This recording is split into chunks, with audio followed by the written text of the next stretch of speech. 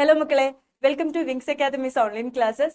അപ്പോൾ നമുക്ക് ബോട്ടണിയിലെ ഫസ്റ്റ് ചാപ്റ്റർ ഡിസ്കഷൻ സ്റ്റാർട്ട് ചെയ്യാം. അപ്പോൾ ഇമ്പോർട്ടൻ്റ് ആയിട്ടുള്ള ചോദ്യങ്ങളെല്ലാം ഈ വീഡിയോയിൽ നിങ്ങൾക്ക് കിട്ടുന്നതായിരിക്കും. നിർബന്ധമായിട്ടും എല്ലാ ചോദ്യങ്ങളും പഠിച്ചിട്ട് വേണം എക്സാമിന് പോകാൻ വേണ്ടിയിട്ട്. വെയിറ്റേജ് ഉള്ള ചാപ്റ്റർ ആണ്, എല്ലാവർക്കും അറിയാലോ. അപ്പോൾ കൂടുതൽ ഈ ഒരു എക്സാം എടുത്തിരിക്കുന്ന സമയത്ത് കൂടുതൽ കാര്യങ്ങളൊന്നുമില്ല. നമുക്ക് നേരെ കിടക്കാം. ഒരൊറ്റ ക്വസ്റ്റ്യൻ പോലും സ്കിപ്പ് ചെയ്യാതെ പഠിക്കണം കേട്ടോ. ഓക്കെ, നോക്കാം. നമുക്ക് ഫസ്റ്റ് ക്വസ്റ്റ്യനിലേക്ക് പോവാം. ആദ്യം നോക്കി ശ്രദ്ധിച്ചടാ. Observe the relationship between the first two terms and fill in the blank. Okay, filling നമുക്കൊരു ബ്ലാങ്ക് ആയിട്ട് തന്നിട്ടുണ്ട്. എന്നിട്ട് മുകളിലുള്ളതിന്റെ റിലേഷൻ അനുസരിച്ച് താഴെയുള്ളത് ഫില്ല് ചെയ്യാനാണ് പറഞ്ഞിരിക്കുന്നത്. എന്താ തന്നിരിക്കണേ? ഇന്ത്യൻ. ഇന്ത്യൻ എന്ന് പറഞ്ഞിട്ട് എന്താ കൊടുത്തിരിക്കുന്നത്? എന്ന് പറഞ്ഞിട്ട് സെല്ലുലോസ് എന്ന് കൊടുത്തിട്ടുണ്ട്. ഓക്കെ, അങ്ങനെയാണെങ്കിൽ എക്സൈനില് ആരായിരിക്കും എന്നാണ് ക്വസ്റ്റ്യൻ വന്നിരിക്കുന്നത്. എന്താ മക്കളെ ഇന്ത്യനും എക്സൈനും? ഓർമ്മയുണ്ടോ? എന്താണ് ഇന്ത്യനും എക്സൈനും? ഓർമ്മയുണ്ടോ? അതായത് നമ്മുടെ പോളൻ ഗ്രെയിനിന്റെ ഏറ്റവും പുറത്തുള്ള മെംബ്രെയിൻ ആണ് എന്ത്? എക്സൈൻ. അകത്തുള്ള മെംബ്രെയിൻ ആണ് എന്ത്? ഇന്ത്യൻ. ഓക്കെ, നമ്മുടെ പോളൻ ഗ്രെയിനെ നിർമ്മിച്ചിരിക്കുന്ന ഔട്ടർ മെംബ്രെയിന്റെ പേരാണ് എന്ത്? എക്സൈൻ. ഇന്നർ മെംബ്രെയിന്റെ പേരാണ് എന്ത്? ഇന്ത്യൻ. അപ്പൊ ഇന്ത്യൻ നിർമ്മിച്ചിരിക്കുന്നത് സെല്ലുലോസ് കൊണ്ടാണെങ്കിൽ എക്സൈൻ നിർമ്മിച്ചിരിക്കുന്നത് എന്തുകൊണ്ടാണ്? ഓർമ്മയുണ്ടോ? പോറോപൊളനിൻ. എന്താണ് പേര്? പോറോ. പേര് വെരി വെരി ഇമ്പോർട്ടന്റ് ആണ്, മറന്നു കളയരുത് കേട്ടോ. ഓക്കെ, അടുത്ത ചോദ്യത്തിലേക്ക്. Which among the following is the female gametophyte of angiosperm? ആൻജിയോസ്പെർമിലെ ഫീമെയിൽ ഗാമറ്റോഫൈറ്റ് ഏതാണ്? ഓക്കെ, എന്താ ഗാമറ്റോഫൈറ്റ് എന്ന് വെച്ച് കഴിഞ്ഞാൽ ക്ലാസ്സിൽ ടീച്ചർ പറഞ്ഞു തന്നിട്ടുണ്ടായിരുന്നു. ഗാമറ്റോഫൈറ്റ് എന്ന് കണ്ടു കഴിഞ്ഞാൽ മനസ്സിലാക്കേണ്ട ഒരു കാര്യം, ഗാമേറ്റ് ഇരിക്കുന്ന സ്ഥലത്തെ വിളിക്കുന്ന പേരാണ് എന്താ? ഗാമറ്റോഫൈറ്റ്. അപ്പൊ ഫീമെയിൽ ഗാമേറ്റ് എന്ന് പറഞ്ഞാൽ എന്താ? എഗ് അല്ലെ? അപ്പൊ എഗ് ഇരിക്കുന്ന സ്ഥലത്തെ നമ്മൾ വിളിച്ച പേരെന്താ? ന്യൂസിലേഴ്സ് ആണോ? അല്ല. മെഗാസ്പോർ ആണ് കേട്ടോ മക്കളെ. മെഗാസ്പോർ ആണോ? അല്ല. പോളൻഗ്രെയിൻ ആണോ? അല്ല. പോളൻഗ്രെയിൻ എവിടെയാ കാണുന്നത്? മെയിൽ ഫ്ലവറിലാണ് കാണുന്നത്. നിങ്ങളോട് ഫീമെയിൽ ആണ് ചോദിച്ചിരിക്കുന്നത് അല്ലേ? അപ്പൊ ഏതായിരിക്കും ആൻസർ? Embryo sac. അപ്പൊ ഫീമെയിൽ ഗാമറ്റോഫൈറ്റ് എന്താണ്? എംബ്രിയോ സാക്ക് ആണ് കേട്ടോ. നമുക്കിനി നെക്സ്റ്റ് ക്വസ്റ്റ്യനിലേക്ക് പോവാം. എന്താണ് question? Copy the picture given below and mark the following. Okay, ഇതില് പിക്ചർ എന്ത് ചെയ്യാൻ പറഞ്ഞിട്ടുണ്ട്? കോപ്പി ചെയ്ത് വരക്കാൻ പറഞ്ഞിട്ടുണ്ട്. എന്നിട്ട് താഴെ കൊടുത്തിരിക്കുന്നത് എന്ത് ചെയ്യാൻ പറഞ്ഞിട്ടുണ്ട്? മാർക്ക് ചെയ്യാൻ പറഞ്ഞിട്ടുണ്ട്. നമുക്ക് നോക്കാം. ഓക്കെ, ഇത് എന്തിന്റെ ഫിഗർ ആണ്?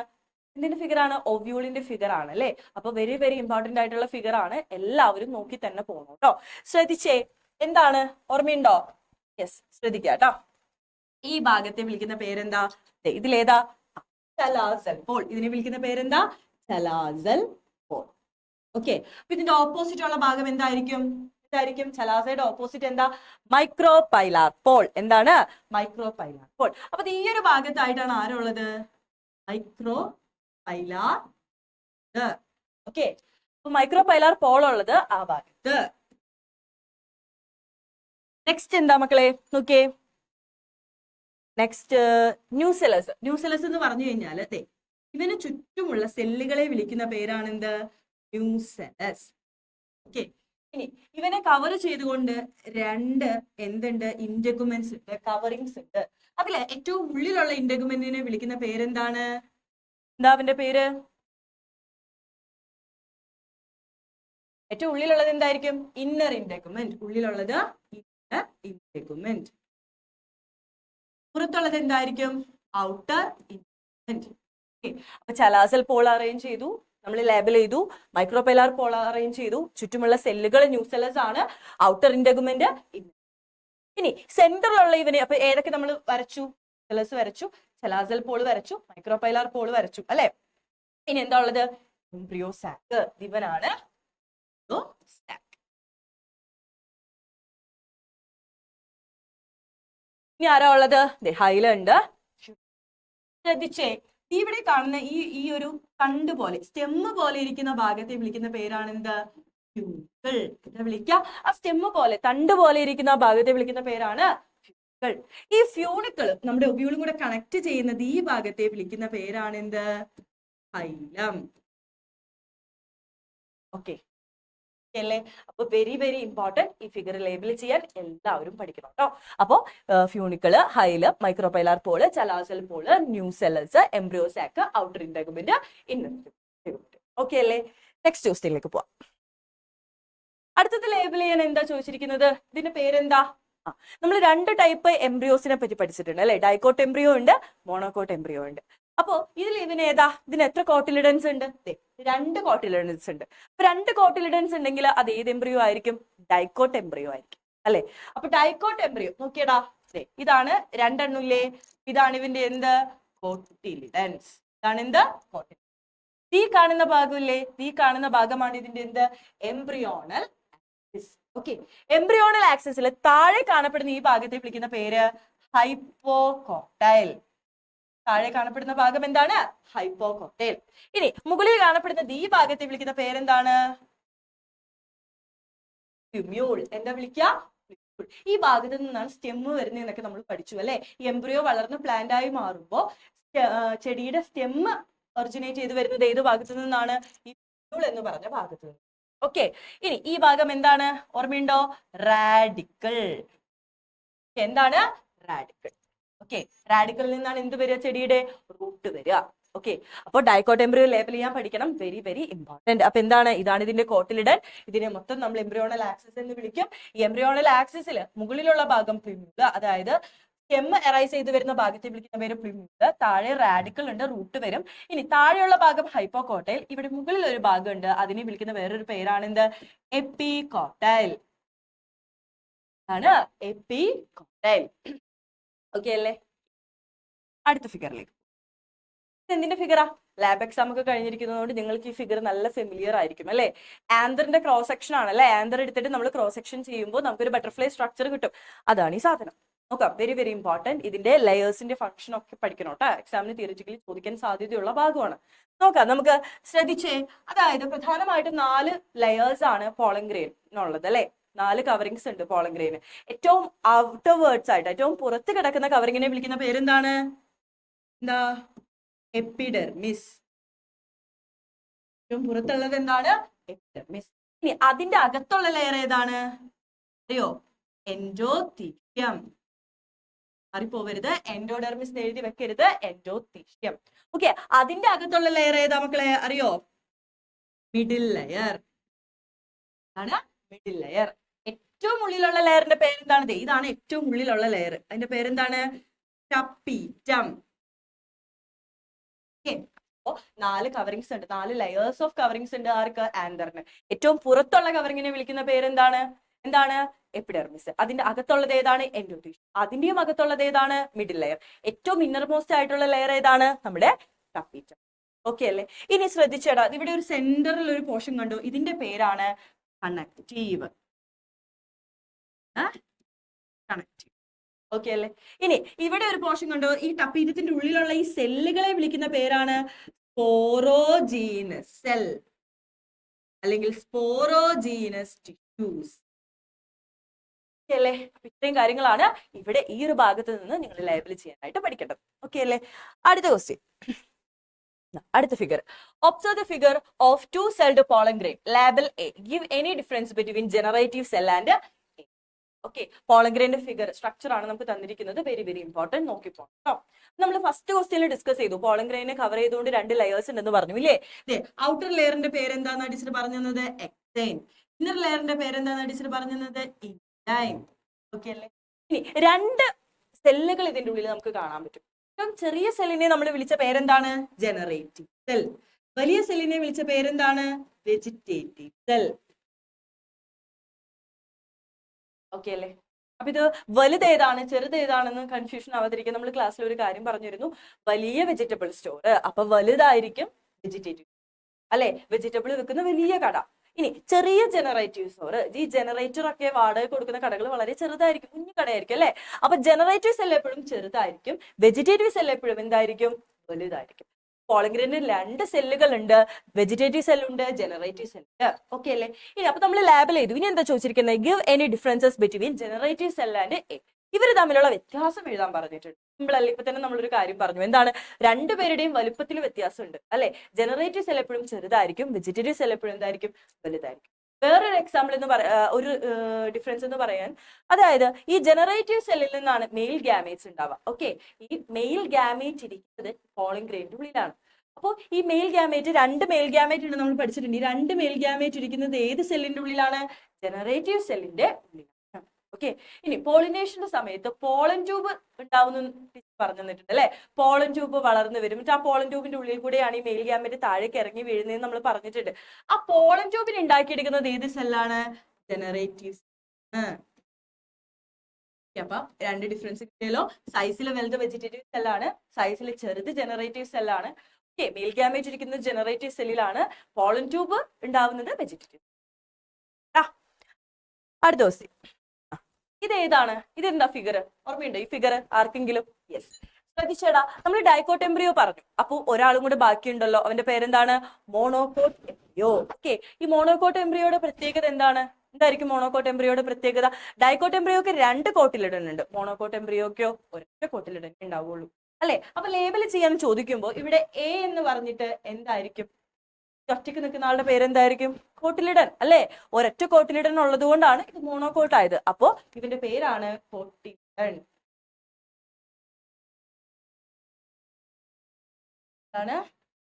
കോട്ടിലിഡൻ. ഈ മോണോകോട്ട് എംബ്രിയോയില് കാണപ്പെടുന്ന ഈ കോട്ടിലിഡനെ നമ്മൾ കോമൺലി ഗ്രാസ് ഫാമിലീസ്, അതായത് ഗ്രാസ് ഫാമിലീസിലായിരിക്കും കൂടുതലും മോണോകോട്ട് എംബ്രിയോസ് കാണപ്പെടാം. ഓക്കെ, ഗ്രാസസ് ഒക്കെ എന്താണ്? മോണോകോട്ട്സ് ആണ്. അപ്പൊ ഗ്രാസ് ഫാമിലിയിൽ ഈ കോട്ടിലിഡനെ വിളിക്കുന്ന ഒരു പേരുണ്ട്, വെരി ഇമ്പോർട്ടന്റ്, എല്ലാം. ഓക്കെ അല്ലേ. അപ്പോ മോണോകോട്ട് എംബ്രിയോയുടെ കോട്ടിലിഡന്റെ പേരാണെന്ത്? സ്ക്യൂട്ടലം. ഓക്കെ അല്ലേ. ഇവിടെ ഒരു കോളിയോപ്റ്റൈൽ ഉണ്ട് അല്ലേ, അതിന്റെ തൊട്ട് താഴെ ഈ ബി എന്ന് അടയാളപ്പെടുത്തിയിരിക്കുന്ന ഭാഗത്തെ വിളിക്കുന്ന പേരാണെന്ത്? Shoot apex. Shoot apex. Okay, ആ ബി പോർഷൻ എന്താണ്? Shoot apex. അതിന് തൊട്ട് താഴെ എപ്പിബ്ലാസ്റ്റ് എന്ന് പറയുന്ന ഒരു ഭാഗമുണ്ട് അല്ലെ, അതിന് താഴെ ഇവിടെ റൂട്ട് ക്യാപ്പ് കൊടുത്തിട്ടുണ്ട്. ഈ റൂട്ട് ക്യാപ്പിന്റെ മുകളിലായിട്ട് ആരുണ്ടാകും? റാഡിക്കൽ. നേരത്തെ ഡൈക്കോട്ട് എംബ്രിയോയിൽ പറഞ്ഞിരുന്നു അല്ലെ, റൂട്ട് വരുന്ന ജെർമിനേറ്റ് ചെയ്യപ്പെടുന്ന ഭാഗമാണ് എന്ത്? റാഡിക്കൽ. സെയിം തന്നെ ഇവിടെ ഉണ്ട് ആര്? റാഡിക്കൽ. ഈ റാഡിക്കലിനെ പ്രൊട്ടക്ട് ചെയ്തുകൊണ്ട് ആരുണ്ട്? റൂട്ട് ക്യാപ്പ് ഉണ്ട്. അതിന്റെ തൊട്ട് താഴെയായിട്ട് ആരുണ്ട്? പോളിയോറൈസ. ആരുണ്ട്? സെറ്റ് അല്ലേ.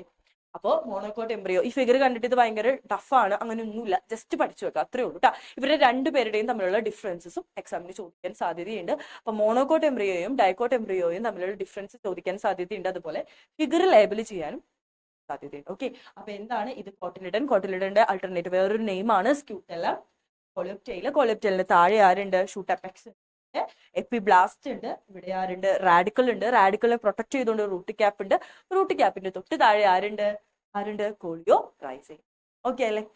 അടുത്ത ക്വസ്റ്റ്യൻ, വെരി വെരി ഇമ്പോർട്ടന്റ്, എപ്പോഴും ചോദിക്കാറുള്ള ഒരു ക്വസ്റ്റ്യൻ ആണ്, ഇവനെ ലേബൽ ചെയ്യണം. ഇതെന്താ സാധനം? എംബ്രിയോ സാക്ക് അല്ലെ. എംബ്രിയോ സാക്ക് ആണ് ഈ സാധനം. ഇവന്റെ ഉള്ളിലാണ് ആരിരിക്കുന്നത്? നമ്മുടെ എഗ്. നമുക്ക് നോക്കാം എംബ്രിയോ സാക്ക് എങ്ങനെയാണ് ലേബൽ ചെയ്യാൻ. ആദ്യം ക്വസ്റ്റ്യൻ ഒന്ന് വായിക്കുക, ശ്രദ്ധിക്കുക. Label A and B. ഇതിൽ എയും ബിയും ലേബൽ ചെയ്യാൻ ചോദിച്ചിട്ടുണ്ട്. Write the function of filiform apparatus. Filiform അപ്പാരറ്റസിന്റെ ഫംഗ്ഷൻ എന്താണെന്ന് ചോദിച്ചിട്ടുണ്ട്. നോക്കാം നമുക്ക്. ശ്രദ്ധിച്ചേടാ, ഇങ്ങനെ ഒരു ഫിഗർ നിങ്ങളോട്, അല്ലെങ്കിൽ എംബ്രിയോ സാക്കിന്റെ ഫിഗർ ലേബൽ ചെയ്യാൻ ചോദിച്ചു കഴിഞ്ഞാൽ ഫസ്റ്റ് തന്നെ നിങ്ങൾ എന്ത് ചെയ്യണം? ഇവിടെ ഒരു ചലാസൽ എൻഡ് ഉണ്ടാവും, ഇവിടെ ഒരു മൈക്രോപൈല എൻഡ് ഉണ്ടാവും. ഓക്കെ, ചലാസൽ എൻഡിലുള്ള ഈ 3 പേര് എന്താ നമ്മൾ വിളിച്ചിരുന്നത്? ഓർമ്മയുണ്ടോ? ആന്റിപോഡൽസ്. വിളിക്കുക ആന്റിപോഡൽസ്. ഓക്കെ അല്ലേ, ആന്റിപോഡൽസ്. ഓക്കെ, ഇനി മൈക്രോപൈലാർ എൻഡിൽ നോക്കിയടാ 3 സെല്ലിട്ട്, അതിൽ ഈ 2 സെല്ലിനെ വിളിച്ച പേരെന്താ? സിനർജിഡ്സ്. ഈ 2 സെല്ലുകൾക്കിടയിലുള്ള ഇവനെ വിളിച്ച പേരാണെന്ത്? ഇനി ഇവര് 2 പേരെയും കൂടെ ഒരുമിച്ച് നമ്മൾ ഒരു പേര് വിളിച്ചിട്ടുണ്ട്, ഓർമ്മയുണ്ടോ? Egg apparatus. ഓക്കെ, ഇനി ഈ സിനർജിഡ്സിന്റെ താഴെ ഫിംഗർ ലൈക്ക് പ്രൊജക്ഷൻ കണ്ടോ? ഈ കൈ ഇങ്ങനെ വെച്ചിരിക്കുന്നത് പോലെ, ഫിംഗേഴ്സ് ഇങ്ങനെ വെച്ചിരിക്കുന്ന പോലെ ഫിംഗർ ലൈക്ക് പ്രൊജക്ഷൻ കണ്ടോ? അതിനെ വിളിക്കുന്ന പേരാണെന്ത്? Filiform apparatus. ഇനി ഇവിടെ കാണുന്ന ഈ സെല്ലിനെ വിളിക്കുന്ന പേരാണെന്ത്? Central cell. ഓക്കെ, ഇവിടെ 2 ന്യൂക്ലിയകളില്ലേ, അവരെ വിളിക്കുന്ന പേരാണ് polar nuclei. Very very important, label ചെയ്യാൻ പഠിക്കണം. ഓക്കെ, ഇനിയും ഇത് പഠിക്കാത്തവർ നിർബന്ധമായിട്ട് പഠിക്കണം, എക്സാമിന് ചോദിക്കാൻ സാധ്യതയുള്ള ഒരു വളരെ പ്രോബബിലിറ്റി കൂടുതലുള്ള ഒരു ഫിഗർ ആണ് ഇത്. ഇനി നോക്കിയടാ, ഈ ഫിലിഫോം അപ്പാരറ്റസിന്റെ ഫംഗ്ഷൻ എന്താണെന്ന് ചോദിച്ചു. ഓക്കെ, ഒന്നുമില്ല, നിങ്ങളുടെ NCERT കൊടുത്തിരിക്കുന്ന ആദ്യ സെന്റൻസ് അങ്ങോട്ട് എഴുതി വെക്കുക, ഫുൾ മാർക്ക് കിട്ടും. ഫിലിഫോം അപ്പാരറ്റസിന്റെ ഫംഗ്ഷൻ എന്താ? Leading the pollen tube into the cytoplasm of synergids. അതായത് പോളിനേഷന്റെ സമയത്ത് എന്താ, പോളൻ ഗ്രെയിനിൽ നിന്ന് ആരിറങ്ങി വരും? പോളൻ ട്യൂബ് വരും അല്ലെ. ഈ പോളൻ ട്യൂബിന്റെ ഉള്ളിലാണ് ആരിയ്ക്കുന്നത്? നമ്മുടെ 2 മെയിൽ ഗ്യാമേറ്റുകൾ ഇരിക്കുന്നത്. ഈ മെയിൽ ഗ്യാമേറ്റിന് ആരുമായിട്ട് ഫ്യൂസ് ചെയ്യണം? എഗ്ഗുമായിട്ട്. അപ്പൊ കൃത്യമായിട്ട് ഈ പോളൻ ട്യൂബിനെ എഗ്ഗുമായിട്ട് ഫ്യൂസ് ചെയ്യിക്കാൻ പോളൻ ട്യൂബിനെ കൃത്യമായിട്ട് ഈ സിനർജിഡിന്റെ ഉള്ളിൽ കൂടെ കടത്തിവിടുന്ന ആളാണ് ആര്? ഫിലിഫോം അപ്പാരറ്റസ് ആണ് ഈ പോളൻ ട്യൂബിനെ കറക്റ്റ് ആയിട്ട് എവിടേക്ക് എത്തിക്കുന്നത്? Cytoplasm of synergid. എന്തിനാ അങ്ങനെ എത്തിക്കുന്നത്? ഇതിന്റെ ഉള്ളിലാണ് നമ്മുടെ മെയിൽ ഗ്യാമേറ്റ് ഇരിക്കുന്നത്. അപ്പൊ കൃത്യമായിട്ട് ഇവൻ അതിന്റെ ഉള്ളിൽ കൂടെ കടന്നു പോയാൽ മാത്രമേ ആരുമായിട്ട് കണക്ട് ചെയ്യാൻ പറ്റുള്ളൂ, ഫ്യൂസ് ചെയ്യാൻ പറ്റുള്ളൂ, എഗ്ഗുമായിട്ട് ഫ്യൂസ് ചെയ്യാൻ പറ്റുള്ളൂ. അപ്പൊ ഫിലിഫോം അപ്പാരറ്റസിന്റെ ഫംഗ്ഷൻ എന്താണെന്ന് ചോദിച്ചു കഴിഞ്ഞാൽ ടീച്ചർ കൃത്യമായിട്ട് നോട്ടിൽ എഴുതി തന്നിട്ടുണ്ട്, അത് പഠിക്കണം. എന്താണ്? ലീഡിംഗ് ദ, ഇല്ലെങ്കിൽ ഇപ്പൊ തന്നെ പഠിച്ചു പോയിക്കോളൂ. Leading the pollen tube in the cytoplasm of synergids at the time of pollination. Very very okay അല്ലേ? അടുത്ത ക്വസ്റ്റ്യനിലേക്ക് പോവാം. എന്താണ് അടുത്ത ക്വസ്റ്റ്യൻ? അടുത്തൊരു ഫിൽ ദ ബ്ലാങ്ക് ആണ്. നോക്കിയടാ, the portion of the embryonal axis above the level of cotyledons of dicot embryo is. നമ്മൾ നേരത്തെ ഡൈക്കോട്ട് എംബ്രിയോയുടെ ഫിഗർ വരച്ചു. അപ്പൊ ക്വസ്റ്റ്യൻ എന്താ ചോദിച്ചിരിക്കുന്നത്? എന്താ ഫിൽ ഇൻ ദ ബ്ലാങ്കിൽ ചോദിച്ചിരിക്കുന്നത്? The portion of embryonal axis above the level of cotyledon in dicot embryo. എല്ലാവരും ആ ഡൈക്കോട്ട് എംബ്രിയോയുടെ ഫിഗർ ഒന്ന് ശ്രദ്ധിച്ചേ. എന്താണ്? എംബ്രിയോണൽ ആക്സിസിൽ മുകളിലുള്ള ഭാഗം ഏതാണ്? ഏതാ മുകളിലുള്ള ഭാഗം? എപ്പിക്കോട്ടൈൽ. ഇനി താഴെയുള്ള ഭാഗമാണ് ചോദിക്കുന്നതെങ്കിൽ ആ ക്വസ്റ്റ്യൻ ഒന്ന് മാറ്റിയിട്ട് താഴെയുള്ള ഭാഗം ഏതാണെന്ന് ചോദിച്ചു എഴുതണം.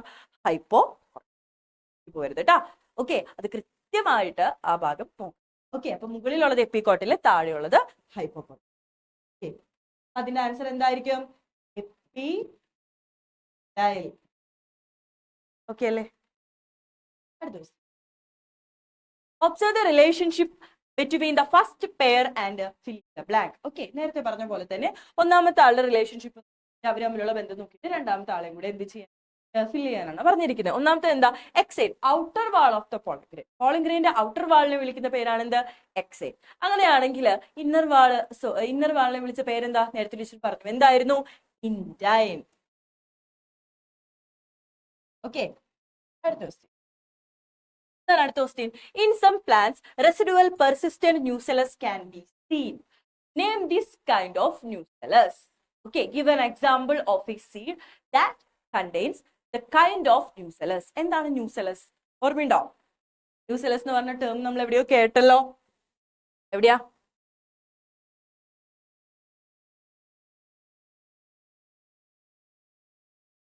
ഇവിടെയല്ലേ നമ്മൾ nucellus കേട്ടെ?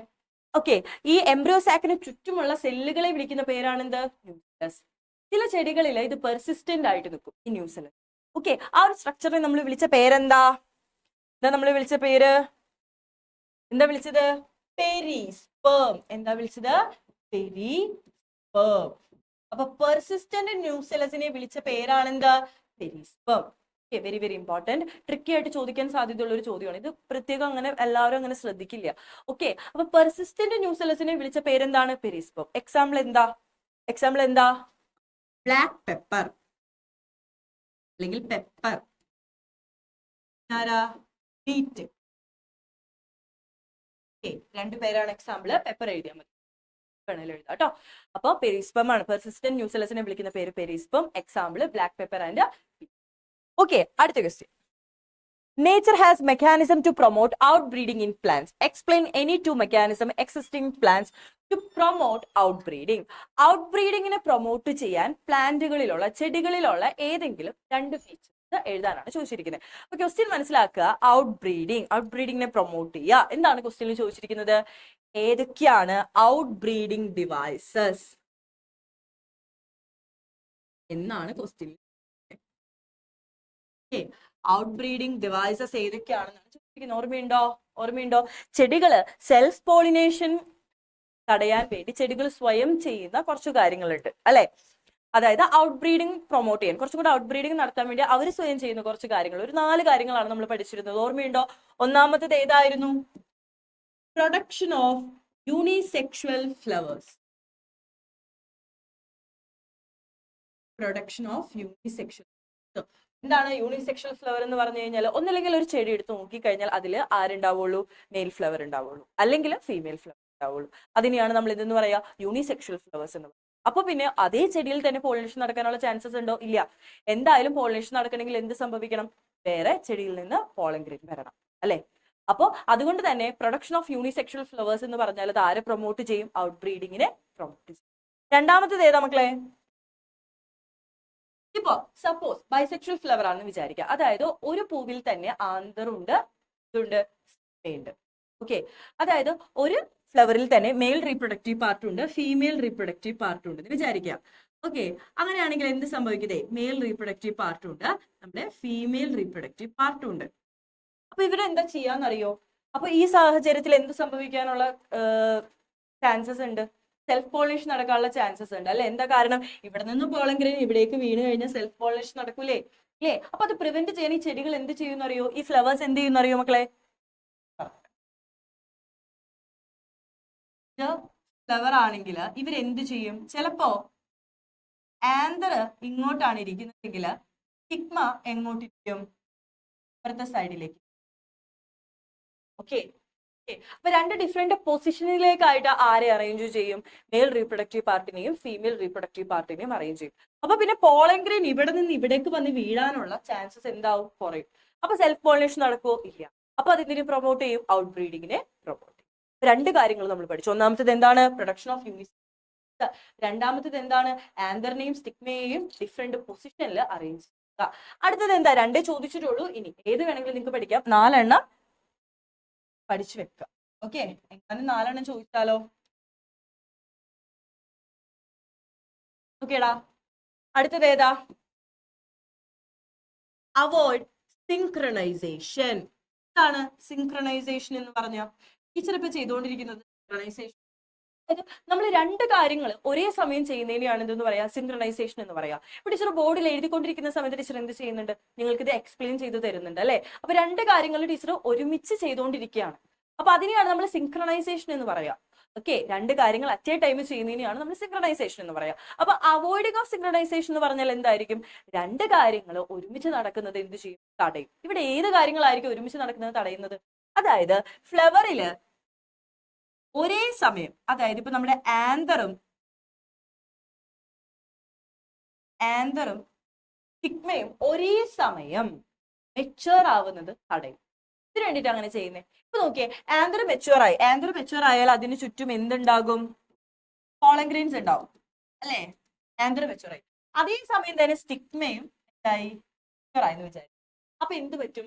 ആന്തറിൽ നിന്ന് പോളൻ ഗ്രെയിൻസ് എവിടെ വന്ന് വീഴും?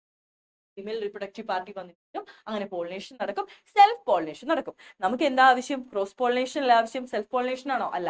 അപ്പൊ എന്ത് ചെയ്യും? ആന്തർ ആദ്യം ഫസ്റ്റ് മെച്ചുവർ ആകും.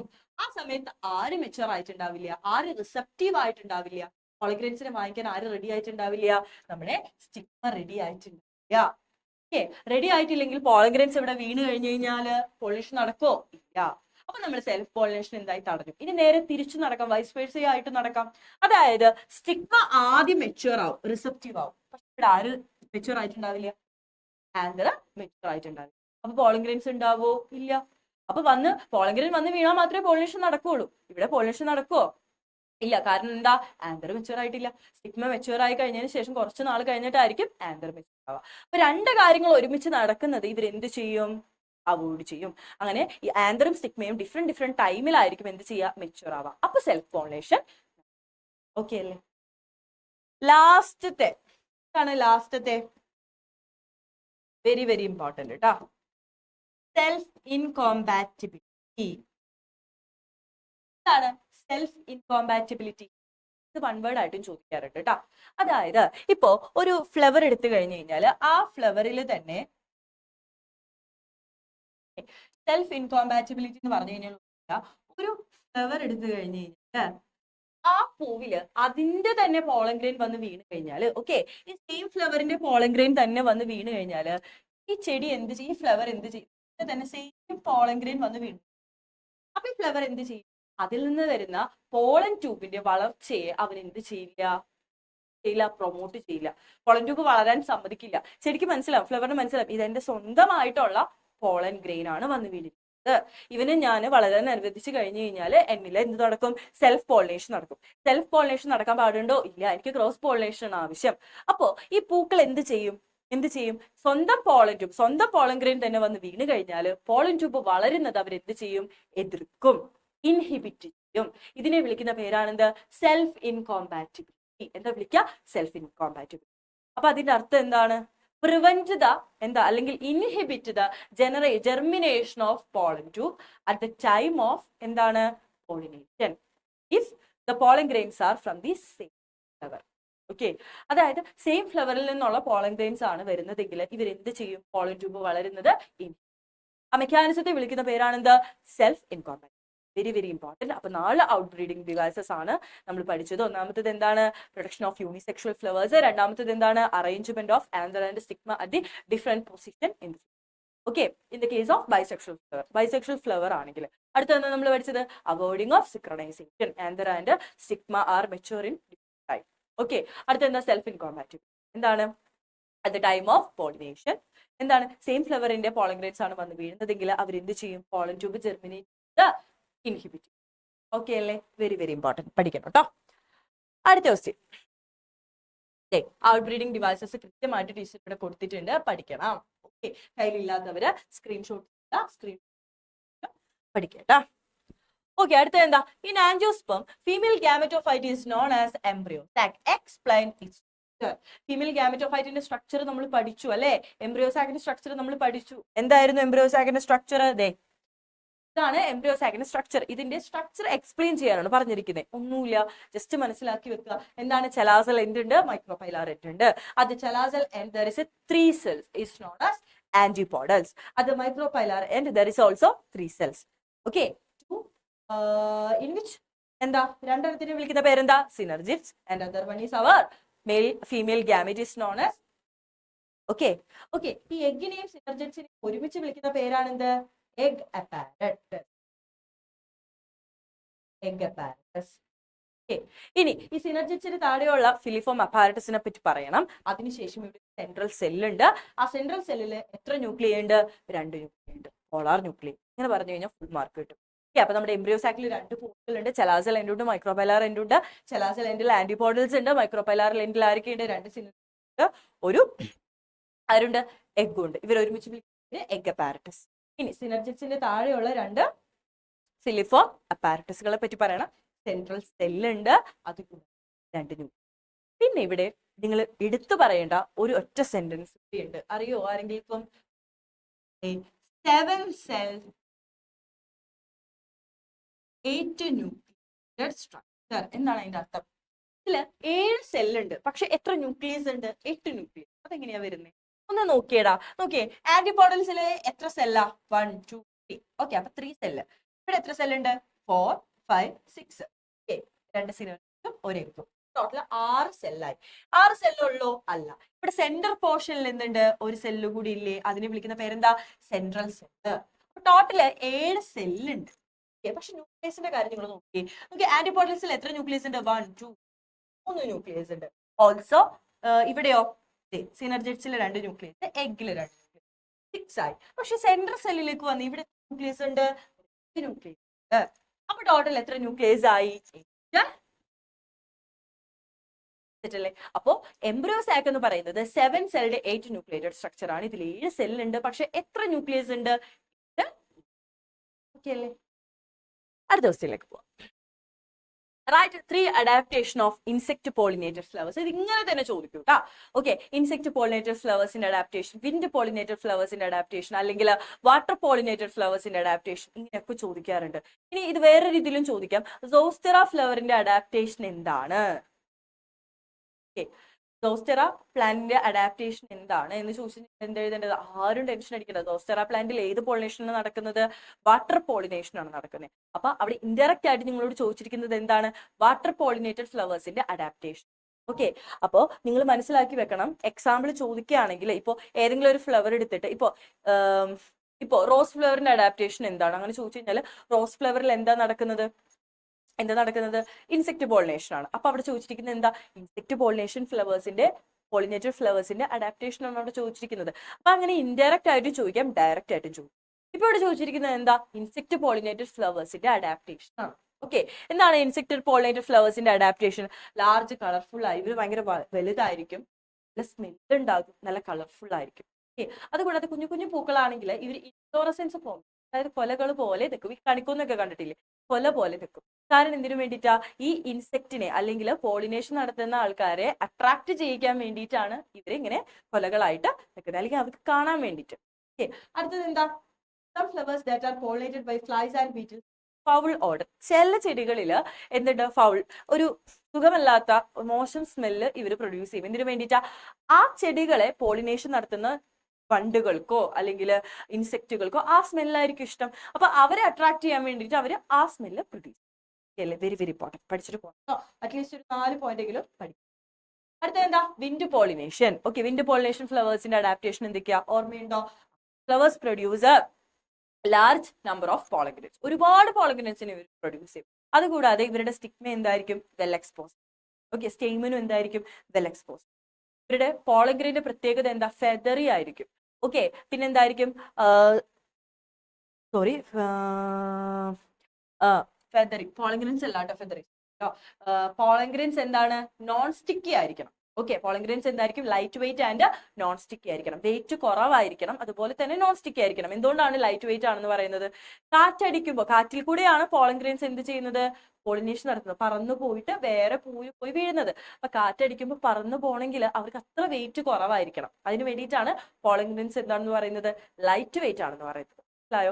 പിന്നെ നോൺ സ്റ്റിക്കി ആയിരിക്കണം. അതുകൂടാതെ നമ്മുടെ എക്സ്പോസ്ഡ് സ്റ്റിഗ്മ, തുറന്നിരിക്കുന്ന സ്റ്റിഗ്മ ആയിരിക്കണം. ഇതിനായിരിക്കും തുറന്നിരിക്കുന്ന സ്റ്റിഗ്മ എന്ന് പറയുന്നത്. തുറന്നിരുന്നാലേ പോളഗ്രാൻസിന് വന്ന് വീഴാൻ പറ്റുള്ളൂ. ഈ സ്റ്റിഗ്മ ഇങ്ങനെ ക്ലോസ് ചെയ്തിരിക്കുകയാണെങ്കിൽ പോളഗ്രാൻ കാറ്റിൽ പറന്ന് വരുന്ന സമയത്ത് അവർക്ക് വന്ന് വീഴാൻ പറ്റില്ല. അപ്പൊ വെൽ എക്സ്പോസ്ഡ് ആയിട്ടിരിക്കുന്ന സ്റ്റിഗ്മ ആണെങ്കിലാണ് കാറ്റത്ത് പറന്ന് വരുന്ന പോളഗ്രാൻ വന്നിട്ട് ഇതിൽ വീഴാൻ പറ്റും. ആൻഡ് ഫെദറി ആയിരിക്കും. ഓക്കെ, അടുത്തത് എന്താണ്? They possess well exposed for easy have a single ovule in each ovary. Very very important. ഓരോ ഓവറിയിലും ഒരൊറ്റ സിംഗിൾ ആയിട്ടുള്ള ഒവ്യൂൾ മാത്രമേ ഉണ്ടാവൂ. ഓക്കെ, ഓവറിയില് സിംഗിൾ ഒവ്യൂൾ ആയിരിക്കും ഉണ്ടാവുക. അടുത്ത എന്താണ്? Numerous flowers are packed into inflorescence colourless and plus. അതായത് ചെറിയ ചെറിയ പൂക്കൾ ഇവിടെയും എന്ത് ചെയ്യുന്നുണ്ട്? ഇൻഫ്ലോറസൻസ് ഫോം ചെയ്യുന്നുണ്ട്. ഓക്കെ, ഇൻഫ്ലോറസൻസ് ഫോം ചെയ്യുന്നുണ്ട്. അത് കൂടാതെ തന്നെ ഇവർക്ക് കളർ ഉണ്ടാവോ? ഇല്ല, കളർലെസ് ആയിരിക്കും. ഇവർക്ക് നെക്ടർ ഉണ്ടാവോ? ഇല്ല, തേൻ ഉണ്ടാവില്ല. ഇവർക്ക് നല്ല സ്മെൽ ഉണ്ടാവോ? ഇല്ല, ഫ്രാഗ്രൻസ് ഉണ്ടാവില്ല. കാരണം എന്തായിരിക്കും? അതായത് ഇവരെ പോളിനേഷൻ നടത്തുന്നത് ആരാണ്? കാറ്റാണ്, വിൻഡാണ് അല്ലെ. അപ്പൊ വിൻഡിനെ അട്രാക്ട് ചെയ്യാൻ ഇവർക്ക് എന്തെങ്കിലും കാര്യങ്ങൾ വേണം. വിൻഡിന് ജീവനുണ്ടോ? ഇല്ല, ഇതിനുള്ളതിനെയല്ലേ നമുക്ക് അട്രാക്ട് ചെയ്യാൻ പറ്റുള്ളൂ. അപ്പൊ ഇവർക്ക് പ്രത്യേകിച്ച് അതിനുള്ള ക്യാരക്ടറിസ്റ്റിക്സ് കാര്യങ്ങളൊന്നും ആവശ്യമില്ല. മനസ്സിലായോ? അപ്പൊ അതുകൊണ്ടാണ് വിൻഡ് പോളിനേഷൻ നടത്തുന്ന ആൾക്കാർക്ക് കളർ ഉണ്ടാവില്ല, സ്മെൽ ഉണ്ടാവില്ല, തേൻ ഉണ്ടാവില്ല. അടുത്തത് എന്താ? ഇനി ഒരാളും കൂടി ഉണ്ട്, അതാരാ? Water pollinated flowers. അതും കൂടെ നോക്കി പോകാം. അവിടെ എക്സാമ്പിൾ സോസ്റ്ററ വെച്ച് ചോദിച്ചു കഴിഞ്ഞു കഴിഞ്ഞാൽ നിങ്ങൾക്ക് ഇത് മനസ്സിലാവണം. ഓക്കെ, സോസ്റ്ററ പ്ലാന്റിൽ എന്ത് പോളിനേഷൻ ആണ് നടക്കുന്നത്? വാട്ടർ പോളിനേഷൻ ആണ് നടക്കുന്നത്. അപ്പൊ സോസ്റ്ററ പ്ലാന്റിന്റെ അഡാപ്റ്റേഷൻ ചോദിച്ചു കഴിഞ്ഞു കഴിഞ്ഞാൽ നിങ്ങൾ എന്താണ് എഴുതേണ്ടത്?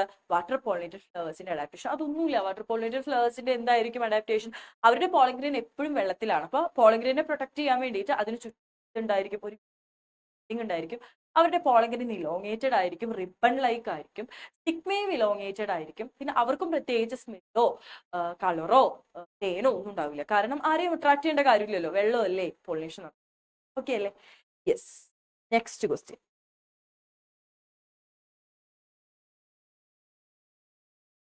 ഓക്കെ, നെക്സ്റ്റ് ക്വസ്റ്റ്യൻ എന്താ? Double fertilization is a characteristic features of angiosperm. Very എന്തായാലും വ്യക്തമായിട്ട് നോക്കി. ഈ സ്ലൈഡിൽ പറയുന്ന എല്ലാ ചോദ്യങ്ങളും നിങ്ങൾ നോക്കി പോണം. ഇതൊന്നും ഒട്ടും വിട്ട് കളയാൻ പാടില്ലാത്ത ക്വസ്റ്റ്യൻ ആണ്. നിർബന്ധമായിട്ട് നോക്കി പോകേണ്ട ക്വസ്റ്റ്യൻസ് ആണ്. Okay, which are the events in double fertilisation? Double fertilisation, അതായത് ആൻജിയോസ്പേമിൽ നടക്കുന്ന ഫെർട്ടിലൈസേഷനെ നമ്മൾ വിളിക്കുന്ന പേരാണ് എന്താ? Double fertilisation. ഓർമ്മയുണ്ടോ? നമ്മൾ ക്ലാസ്സിൽ ഇങ്ങനെ റിപ്പീറ്റ് ആയിട്ട് പഠിച്ച ടോപ്പിക്കാണ്. ഇത് ആർക്കും ഓർമ്മയുണ്ടാവില്ല എന്ന് എനിക്ക് തോന്നുന്നില്ല. എല്ലാവർക്കും ഓർമ്മയുണ്ടാവും. അങ്ങനത്തെ സാധനമാണ്. നമ്മൾ എത്ര വട്ടം പഠിച്ചിട്ടുണ്ട് ഈ സാധനം. എന്തായിരുന്നു? അതായത് ഡബിൾ ഫെർട്ടിലൈസേഷൻ എന്ന് പറഞ്ഞാൽ എന്താ? 2 മെയിൽ ഗാമേറ്റ് ഉണ്ടെന്ന് പറഞ്ഞല്ലേ.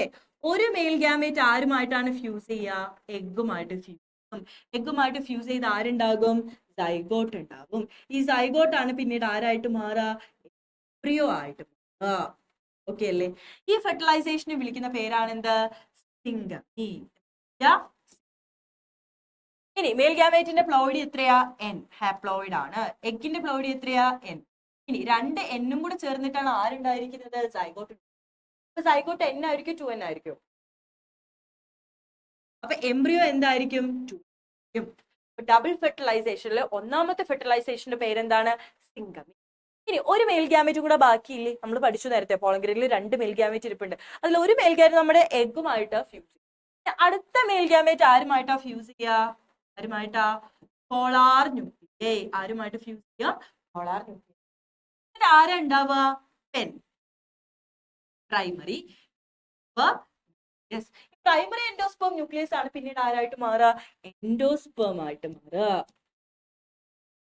ആരായിട്ട് മാറുക? എൻഡോസ്പേം. ഓക്കെ അല്ലേ? അപ്പൊ നോക്കിയടാ, ഈ മെയിൽ ഗാമേറ്റിന്റെ പ്ലോയിഡ് എത്രയാ? N. പക്ഷെ പോളാർ ന്യൂക്ലിയയുടെ പ്ലോയിഡ് എത്രയാ? നമ്മൾ പറഞ്ഞു സെൻട്രൽ സെല്ലിൽ 2 ന്യൂക്ലിയസ് ഉണ്ട്. അപ്പൊ പോളാർ ന്യൂക്ലിയയിൽ എത്ര N ഉണ്ടായിരിക്കും? N ആയിരിക്കും. അപ്പൊ ഇവര് രണ്ടുപേരും കൂടെ ഫ്യൂസ് ചെയ്താൽ കിട്ടുന്ന പെന്നിന്റെ പ്ലോയിഡ് എത്രയായിരിക്കും? ട്രിപ്ലോയിഡ്. വെരി എങ്ങനെ വേണമെങ്കിലും ചോദിക്കാം കേട്ടോ. ട്രിപ്ലോയിഡ് ആണ്. ഓക്കെ, അപ്പൊ എൻഡോസ്പേമും ഏത് തന്നെയായിരിക്കും? ട്രിപ്ലോയിഡ് ആയിരിക്കും. ഈ ഫെർട്ടിലൈസേഷനെ വിളിക്കുന്ന പേരാണ് ട്രിപ്പിൾ ഫ്യൂഷൻ. ട്രിപ്പിൾ ഫ്യൂഷൻ എന്ന് വിളിക്കാൻ കാരണം ഇവിടെ ഉണ്ടാവുന്ന ആൾക്ക് എത്ര എന്താണ്? ട്രിപ്ലോയിഡ് അല്ലേ? അപ്പൊ ട്രിപ്ലോയിഡ് ആയിട്ടുള്ള ആൾ ഉണ്ടാവുന്നത് കൊണ്ടാണ് ഇതിനെ നമ്മൾ എന്തെന്ന് വിളിക്കുന്നത്? ട്രിപ്പിൾ ഫ്യൂഷൻ എന്ന് വിളിക്കുന്നത്. അപ്പൊ സിംഗമയും ട്രിപ്പിൾ ഫ്യൂഷനും കൂടെ ഒരുമിച്ച് ചേരുന്നതിനെയാണ് അവര് രണ്ടുപേരെയും കൂടെ ഒരുമിച്ച് വിളിക്കുന്ന പേരാണ് എന്ത്? Double fertilisation. ഓക്കെ, അപ്പൊ ഡബിൾ ഫെർട്ടിലൈസേഷനിലെ 2 ഇവന്റുകൾ ഏതാന്ന് ചോദിച്ചു കഴിഞ്ഞാൽ സിംഗമി ആൻഡ് ട്രിപ്പിൾ ഫ്യൂഷൻ. എന്നിട്ട് ഇത് എഴുതി വെക്കാം കേട്ടോ. അടുത്ത എന്താ? Name the triploid nucleus formed as a result of double ഫെർട്ടിലൈസേഷന്റെ ഭാഗമായിട്ട് ഉണ്ടാവുന്ന ട്രിപ്ലോയിഡ് ആയിട്ടുള്ള ആളുടെ പേര് പ്രൈമറി എൻഡോസ്പേം അല്ലേ? എന്താണ് പേര്? Primary endosperm. Very very important. ഇത് പഠിക്കാതെ ആരും പോവരുത് കേട്ടോ. അടുത്തത്, ഡിഫൈൻ ദ ഫോളോവിങ് ടേംസ്. ഒന്നാമത്തേത് ഏതാ? ഓട്ടോഗമി, ജിഗ്നോഗമി, സിഗ്നോഗമി. ഓക്കെ, ഇത് നമ്മൾ ഇവിടുത്തെ മോഡൽ എക്സാമിന്റെ ക്വസ്റ്റ്യൻ ഇട്ടപ്പോൾ എല്ലാവരും, ഞാൻ പേപ്പർ നോക്കിയപ്പോൾ ഒരുപാട് പേര് തെറ്റിച്ച സാധനമാണ്. ഞാൻ ക്വസ്റ്റ്യൻ ചോദിച്ചിരുന്നത് ഇങ്ങനെയായിരുന്നു: based on the source of pollen grain എത്ര type pollination? Okay, based on the source of pollen grain എത്ര ടൈപ്പ് പോളിനേഷൻ? എല്ലാവരും എഴുതി. പിന്നെന്തായിരുന്നു? വാട്ടർ പോളിനേഷൻ, പോളിനേഷൻ ഇങ്ങനെ എഴുതി വെച്ചിരുന്നു. ഈ വിൻഡ് പോളിനേഷനും വാട്ടർ പോളിനേഷനും ഇൻസെക്ട് പോളിനേഷനും ഒക്കെ എന്താ? ആരാണ് പോളിനേഷൻ നടത്താൻ ഹെൽപ്പ് ചെയ്യുന്നത്? പോളിനേറ്റിംഗ് ഏജന്റ് ആരാണോ അതിന്റെ അടിസ്ഥാനത്തിൽ നമ്മൾ പോളിനേഷനെ 3ആയിട്ട് ഡിവൈഡ് ചെയ്യുന്നുണ്ട്. ഇപ്പൊ കാറ്റാണെങ്കിൽ വിൻഡ് പോളിനേഷൻ, വെള്ളമാണെങ്കിൽ വാട്ടർ പോളിനേഷൻ, അനിമൽസ് ആണെങ്കിൽ അല്ലെങ്കിൽ ഇൻസെക്ട് ആണെങ്കിൽ ഇൻസെക്ട് പോളിനേഷൻ. ഞാൻ ചോദിച്ച ക്വസ്റ്റ്യൻ എന്താ? Based on the source of pollen grain, എവിടെ നിന്നാണ് പോളൻ ഗ്രെയിൻ വരുന്നത് എന്നതിന്റെ അടിസ്ഥാനത്തിൽ തിരിക്കാം. ഏതാ? ഓട്ടോഗമി, ജൈഗ്നോഗമി, ക്സിനോഗമി. നോക്കാം നമുക്ക്. ഓട്ടോഗമി എന്ന് പറഞ്ഞാൽ ഒന്നുമില്ല, ഒരു പൂവുണ്ടെങ്കിൽ ആ പൂവിൽ തന്നെ മെയിൽ റീപ്രൊഡക്റ്റീവ് പാർട്ട് ഉണ്ടാവും, ഫീമെയിൽ. അപ്പോ ഒരു പൂവിന്റെ ഉള്ളിൽ നിന്ന് തന്നെ പോളൻ ഗ്രെയിൻ വരികയാണെങ്കിൽ, ഓക്കെ, ഒരു പൂവിന്റെ ഉള്ളിൽ നിന്ന് തന്നെ പോളൻ ഗ്രെയിൻ വന്ന് അതിന്റെ ഉള്ളിൽ തന്നെ പോളിനേഷൻ നടക്കുകയാണെങ്കിൽ അതിനെ വിളിക്കുന്ന പേരാണ് എന്താ? ഓട്ടോ. ഇനി ശ്രദ്ധിച്ചേടാ, ഒരു ചെടി, ആ ചെടിയിൽ 2 പൂക്കൾ ഉണ്ടെന്ന് വിചാരിക്കുക. ഒരേ ചെടി, സെയിം പ്ലാന്റിലെ 2 ഫ്ലവേഴ്സ് തമ്മിലാണ് പോളിനേഷൻ. ഓക്കെ, സെയിം പ്ലാന്റിലെ 2 ഡിഫറെന്റ് ഫ്ലവേഴ്സ് തമ്മിലാണ് പോളിനേഷൻ നടക്കുന്നത്. അതിനെ വിളിക്കുന്ന പേരാണ് എന്ത്? ജൈഗ്നോഗമി. ഇനി നോക്കേ, 2 ഡിഫറെന്റ് പ്ലാന്റ് ആണ്, 2 ഡിഫറെന്റ് പ്ലാന്റിലെ 2 ഡിഫറെന്റ് ഫ്ലവേഴ്സ് തമ്മിലാണ് പോളിനേഷൻ നടത്തുന്നത്. അതിനെ വിളിക്കുന്ന ക്സിനോഗമി. ഓട്ടോഗമി എന്ന് പറഞ്ഞാൽ എന്താ? ഒരേ പ്ലാന്റിലെ സെയിം ഫ്ലവർ, ഒരൊറ്റ പൂവിൽ തന്നെ പോളിനേഷൻ നടക്കുകയാണെങ്കിൽ അത്. ജൈഗ്നോഗമി എന്ന് പറഞ്ഞാൽ സെയിം പ്ലാന്റ് ആയിരിക്കും, പക്ഷെ ആ സെയിം പ്ലാന്റിൽ എന്ത് സംഭവിക്കുകയാണ്? സെയിം പ്ലാന്റിൽ തന്നെ 2 ഡിഫറെന്റ് ഫ്ലവേഴ്സ് തമ്മിൽ എന്ത് നടക്കുകയാണ്? പോളിനേഷൻ. സെയിം പ്ലാന്റ്, അതാണ് അവിടെ ശ്രദ്ധിക്കേണ്ടത്. ക്സിനോഗമി എന്താ? ഡിഫറെന്റ് പ്ലാന്റിലെ ഡിഫറെന്റ് ഫ്ലവേഴ്സ് തമ്മിൽ. Very very important. ഇവിടെ അതിന്റെ ഡെഫിനിഷൻ കൊടുത്തിട്ട് പഠിച്ചു പോകാം. അടുത്ത question. A typical angiosperm embryo sac is 8 nucleated and 7 cells. നമ്മൾ നേരത്തെ പറഞ്ഞു, embryo sac-ൽ 8 ന്യൂക്ലിയസ് ഉണ്ടാവും, 7 സെൽ ഉണ്ടാവും. ഓക്കെ, അത് ഒരു സ്റ്റേറ്റ്മെന്റ് ആയിട്ട് തന്നിരിക്കുകയാണ്. Name the cells that constitute egg apparatus. Egg അപ്പാരറ്റസിലുള്ള സെല്ലുകളുടെ പേര്. ആണ്. ഓർത്തോ? എഗപാരറ്റസിൽ ആരൊക്കെ ഉണ്ടെന്ന് ടീച്ചർ പറഞ്ഞേ? മൈക്രോപൈലാർ റീജിയനില് എഗപാരറ്റസ് ഉണ്ട്. അതിൽ 2 ആൾക്കാരുണ്ടെന്ന് പറഞ്ഞു. ടോട്ടൽ 3 സെൽസ് ഉണ്ട്. ആരൊക്കെയാ? 2 സിനർജിറ്റും ആരാ? ഒരു എഗ്ഗും. എഗ്ഗിനെയും സിനർജിറ്റ്സിനെയും കൂടെ ഒരുമിച്ച് വിളിക്കുന്ന പേരാണ് എന്ത്? Egg apparatus. Egg apparatus. Okay അല്ലേ?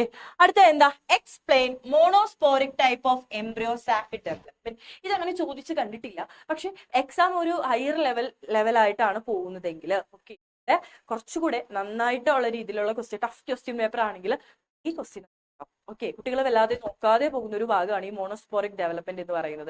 അതുകൊണ്ട് തന്നെയാണ് ഞാൻ ഈ ക്വസ്റ്റ്യൻ ഇതിൽ ഉൾപ്പെടുത്തിയിട്ടുള്ളത്. ചോദിക്കാൻ സാധ്യതയുണ്ട്. എക്സാം അത്ര ഒന്ന് ടഫ് ആക്കാനുള്ള സാധ്യത ഉണ്ടെന്നാണ് എനിക്ക് തോന്നുന്നത്. അപ്പൊ നോക്കിയടാ, explain monosporic type of development. എന്തായിരിക്കും മോണോസ്പോറിക് ഡെവലപ്മെന്റ്? ഓർമ്മയുണ്ടോ? സിമ്പിൾ ആണ് കേട്ടോ, ഒന്നുമില്ല. ടീച്ചർ പറഞ്ഞുതരാം. അതായത് ഫങ്ഷണൽ മെഗാസ്പോർ. ഓക്കെ, ഈ ഫങ്ഷണൽ മെഗാസ്പോറിൽ നിന്ന് എങ്ങനെയാണ് നമ്മുടെ എംബ്രിയോ സാക്ക് ഉണ്ടായി വരുന്നത് എന്നാണ് പറയുന്നത്. ഓക്കെ, ഫങ്ഷണൽ മെഗാസ്പോറിൽ നിന്നാണ് നമ്മുടെ എംബ്രിയോ സാക്ക് ഡെവലപ്പ് ചെയ്ത് വരുന്നത്. അപ്പോ എങ്ങനെ ഈ ഫങ്ഷണൽ മെഗാസ്പോറിൽ നിന്ന് എംബ്രിയോ സാക്ക് ഉണ്ടാവുന്ന ആ പ്രോസസ്സിനെ വിളിക്കുന്ന പേരാണ് എന്താ? Monosporic development. എന്താണെന്നോട് പറഞ്ഞ്, ഫങ്ഷണൽ മെഗാസ്പോറിൽ നിന്ന് എംബ്രിയോ സാക്ക് ഡെവലപ്പ് ചെയ്ത് വരുന്ന ആ ഒരു പ്രോസസ്സിനെ, അതിനെ വിളിക്കുന്ന പേരാണ് എന്താ? Monosporic development. ഇത് എങ്ങനെയാണ് ഉണ്ടാവുന്നത് ടീച്ചർ പറഞ്ഞുതരാം, ശ്രദ്ധിക്കുക കേട്ടാ. ഫസ്റ്റ് ഇവന് ന്യൂക്ലിയർ ഡിവിഷൻ നടക്കും. എന്ത് നടക്കും? ന്യൂക്ലിയർ ഡിവിഷൻ നടക്കും. സെല്ലിനല്ല ഡിവിഷൻ നടക്കുക. ആർക്കാ ഡിവിഷൻ നടക്കുക? ന്യൂക്ലിയസിനാണ്. ന്യൂക്ലിയസിന് മാത്രം ഡിവിഷൻ നടക്കുമ്പോൾ ആദ്യം ഒരു ന്യൂക്ലിയസ് ഉണ്ടായിരുന്ന ആളിപ്പോ എത്ര ന്യൂക്ലിയസ് ആയി? 2 ന്യൂക്ലിയസ്. ഓക്കെ, എഗെയിൻ പിന്നെയും എന്ത് നടക്കും? ഡിവിഷൻ നടക്കും. പിന്നെയും ഡിവിഷൻ നടക്കുമ്പോൾ ഇത് എത്ര എണ്ണാവും? ഈ ന്യൂക്ലിയസ് എത്ര എണ്ണായി മാറി? 2 എണ്ണായിട്ട്. ഇവൻ എത്ര എണ്ണായിട്ട് മാറി? എഗെയിൻ ഫസ്റ്റ് എന്താ പറഞ്ഞത്? നമ്മുടെ ഫങ്ഷണൽ മെഗാസ്പോർ ഉണ്ട്. ഈ ഫങ്ഷണൽ മെഗാസ്പോറിന്റെ ഉള്ളിൽ ന്യൂക്ലിയസ് മാത്രം എന്ത് നടക്കും? മൈറ്റോസിസ്. മൈറ്റോസിസ് എന്ന് പറഞ്ഞാൽ എന്താ? ഡിവിഷൻ. ന്യൂക്ലിയസിന് മാത്രം. അപ്പൊ 2 ന്യൂക്ലിയസ് ആയി. എഗെയിൻ ഈ 2 ന്യൂക്ലിയസിന് പിന്നെയും എന്ത് നടക്കും? മൈറ്റോസിസ്. ഓക്കെ, ഇവന് പിന്നെയും എന്ത് നടക്കും? മൈറ്റോസിസ്. പിന്നെയും എന്ത് നടക്കും?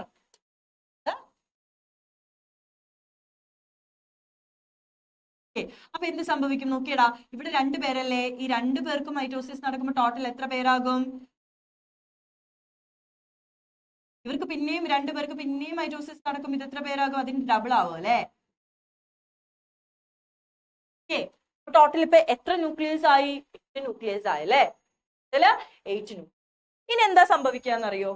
ഈ 8 പേരും ഒന്ന് റീഅറേഞ്ച് ചെയ്യപ്പെടും, ഒന്ന് അറേഞ്ച് ചെയ്യപ്പെടും. എങ്ങനെ അറേഞ്ച് ചെയ്യപ്പെടാ? ഇതിലെ 3 ആൾക്കാര് 3 പോളുകളിലേക്ക്, ഒരു പോളിലേക്ക് പോകും. അതായത് ഒരറ്റത്തേക്ക് പോകും.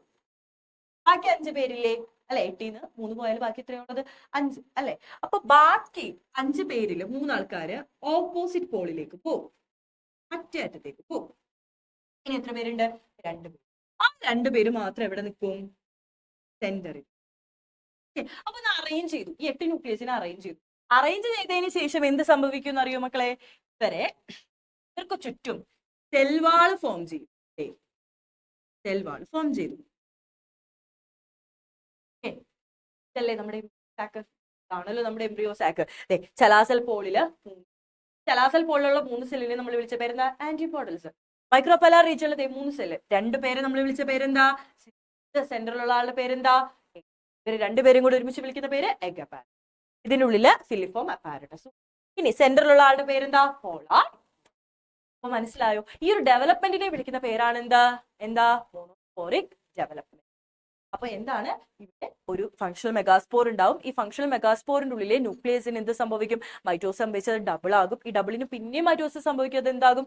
4 എണ്ണാകും. 4ന് പിന്നെയും മൈറ്റോസിസ് സംഭവിക്കുമ്പോൾ 8 എണ്ണാവും. എന്നിട്ട് ഇങ്ങനെ അറേഞ്ച് ചെയ്തിട്ട് പ്രോസസ്സിനെ വിളിക്കുന്ന പേരാണെന്ത്?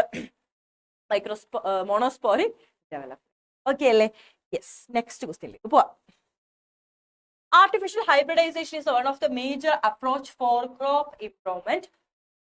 Very important. എന്താണ് ആർട്ടിഫിഷ്യൽ ഹൈബ്രിഡൈസേഷൻ? ഓർമ്മയുണ്ടോ? ആർട്ടിഫിഷ്യൽ ഹൈബ്രിഡൈസേഷൻ പ്രധാനമായിട്ട് നടക്കുന്നത് എത്ര സ്റ്റെപ്പാ? Explain how can we protect stigma from unwanted pollen. Unwanted പോളനിൽ നിന്ന് എങ്ങനെയാണ് ആർട്ടിഫിഷ്യൽ ഹൈബ്രിഡൈസേഷനിൽ നമ്മൾ നമ്മുടെ സ്റ്റിഗ്മയെ പ്രൊട്ടക്ട് ചെയ്യുന്നത്, ഫീമെയിൽ റീപ്രൊഡക്റ്റീവ് പാർട്ടിനെ പ്രൊട്ടക്ട് ചെയ്യുന്നത്? ഒന്നാമത്തെ ക്വസ്റ്റ്യൻ. രണ്ടാമത്തെ എന്താ, how artificial pollination can be performed? ഇതിനും കൂടെ ഉത്തരം ഞാൻ ടീച്ചർ പറഞ്ഞുതരാം. Very very important. Artificial hybridization എങ്ങനെയാ, നമുക്ക് ഇഷ്ടപ്പെട്ട ഒരു അല്ലെങ്കിൽ ഒരു ക്യാരക്ടർ ഒരു ചെടിയിൽ ഉണ്ടാക്കിയെടുക്കാൻ വേണ്ടിയിട്ട് നമ്മൾ ചെയ്യുന്ന ആർട്ടിഫിഷ്യൽ ആയിട്ട് ചെയ്യുന്ന പോളിനേഷൻ അല്ലെങ്കിൽ ഹൈബ്രിഡൈസേഷനെ വിളിക്കുന്ന പേരാണ് എന്ത്, ആർട്ടിഫിഷ്യൽ ഹൈബ്രിഡൈസേഷൻ. ഇത് 4 സ്റ്റെപ്പായിട്ടാണ് നടക്കുന്നത്. ഫസ്റ്റ് സ്റ്റെപ്പ് എന്താ, ഇമാസ്കുലേഷൻ. ഫസ്റ്റ് സ്റ്റെപ്പ് എന്താ മക്കളെ, ഇമാസ്കുലേഷൻ. രണ്ടാമത്തെ സ്റ്റെപ്പ് എന്താ, ബാഗിങ്. മൂന്നാമത്തെ സ്റ്റെപ്പ് എന്താ, ആർട്ടിഫിഷ്യൽ പോളിനേഷൻ. ഈ സ്റ്റെപ്പ് നോട്ട് ചെയ്ത് വെക്കാട്ടെ, നിങ്ങൾ തെറ്റിക്കുന്ന സ്റ്റെപ്പാണ് ഇത്. ലാസ്റ്റ് റീബാഗിങ്.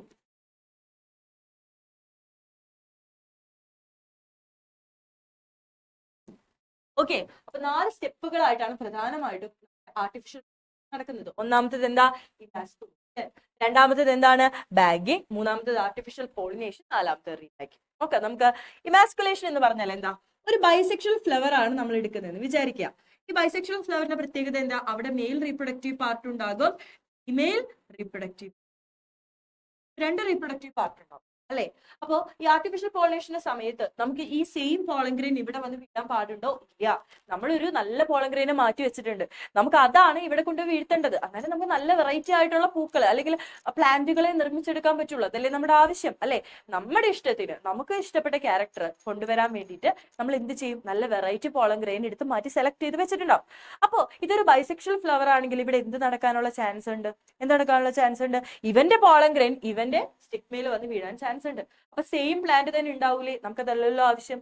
നമുക്ക് നമ്മുടെ ഇഷ്ടത്തിനുള്ള പോളൻഗ്രെയിൻ വെച്ചിട്ടുള്ള പ്ലാന്റിനെയാണ് ലഭിച്ചെടുക്കേണ്ടത്. നമ്മൾ ആദ്യം തന്നെ എന്ത് ചെയ്യും, ഇവന്റെ ആന്തർ അല്ലെങ്കിൽ മെയിൽ റീപ്രൊഡക്റ്റീവ് പാർട്ട് എന്ത് ചെയ്യും, കട്ട് ചെയ്ത്. അങ്ങനെ ചെയ്യുന്നത്, അതായത് പോളൻഗ്രെയിൻ ഉണ്ടാവുന്നതിന് മുമ്പ് തന്നെ നമ്മൾ കട്ട് ചെയ്തു. അങ്ങനെ ചെയ്യുന്നത്, ഇവന്റെ പോളൻഗ്രെയിൻ അൺവാണ്ടഡ് ആയിട്ടുള്ള നമുക്ക് ആവശ്യമില്ലാത്ത പോളൻഗ്രെയിൻ ആയി അല്ലെ. ഈ ആവശ്യമില്ലാത്ത പോളൻഗ്രെയിൻ ഈ സ്റ്റിഗ്മയിൽ വന്ന് വീഴാൻ പാടുണ്ടോ? ഇല്ല. വീണ് കഴിഞ്ഞാൽ പോളിനേഷൻ നടക്കും. പോളിനേഷൻ നടന്നു കഴിഞ്ഞാൽ ആർട്ടിഫിഷ്യൽ ഹൈബ്രിഡൈസേഷൻ നടക്കോ? ഇല്ല. അവര് തമ്മിൽ പോളിനേഷൻ നടന്ന് സെയിം പ്ലാന്റ് ഉണ്ടാവും അല്ലെ. അപ്പോ ഫസ്റ്റ് സ്റ്റെപ്പിലെ ഇമാസ്കുലേഷനിൽ എന്താ പറയുന്നത്, മെയിൽ റീപ്രൊഡക്റ്റീവ് പാർട്ട് നമ്മൾ എന്ത് കട്ട് ചെയ്ത് മാറ്റുക. അതിനെ വിളിക്കുന്ന പേരാണ് എന്താ.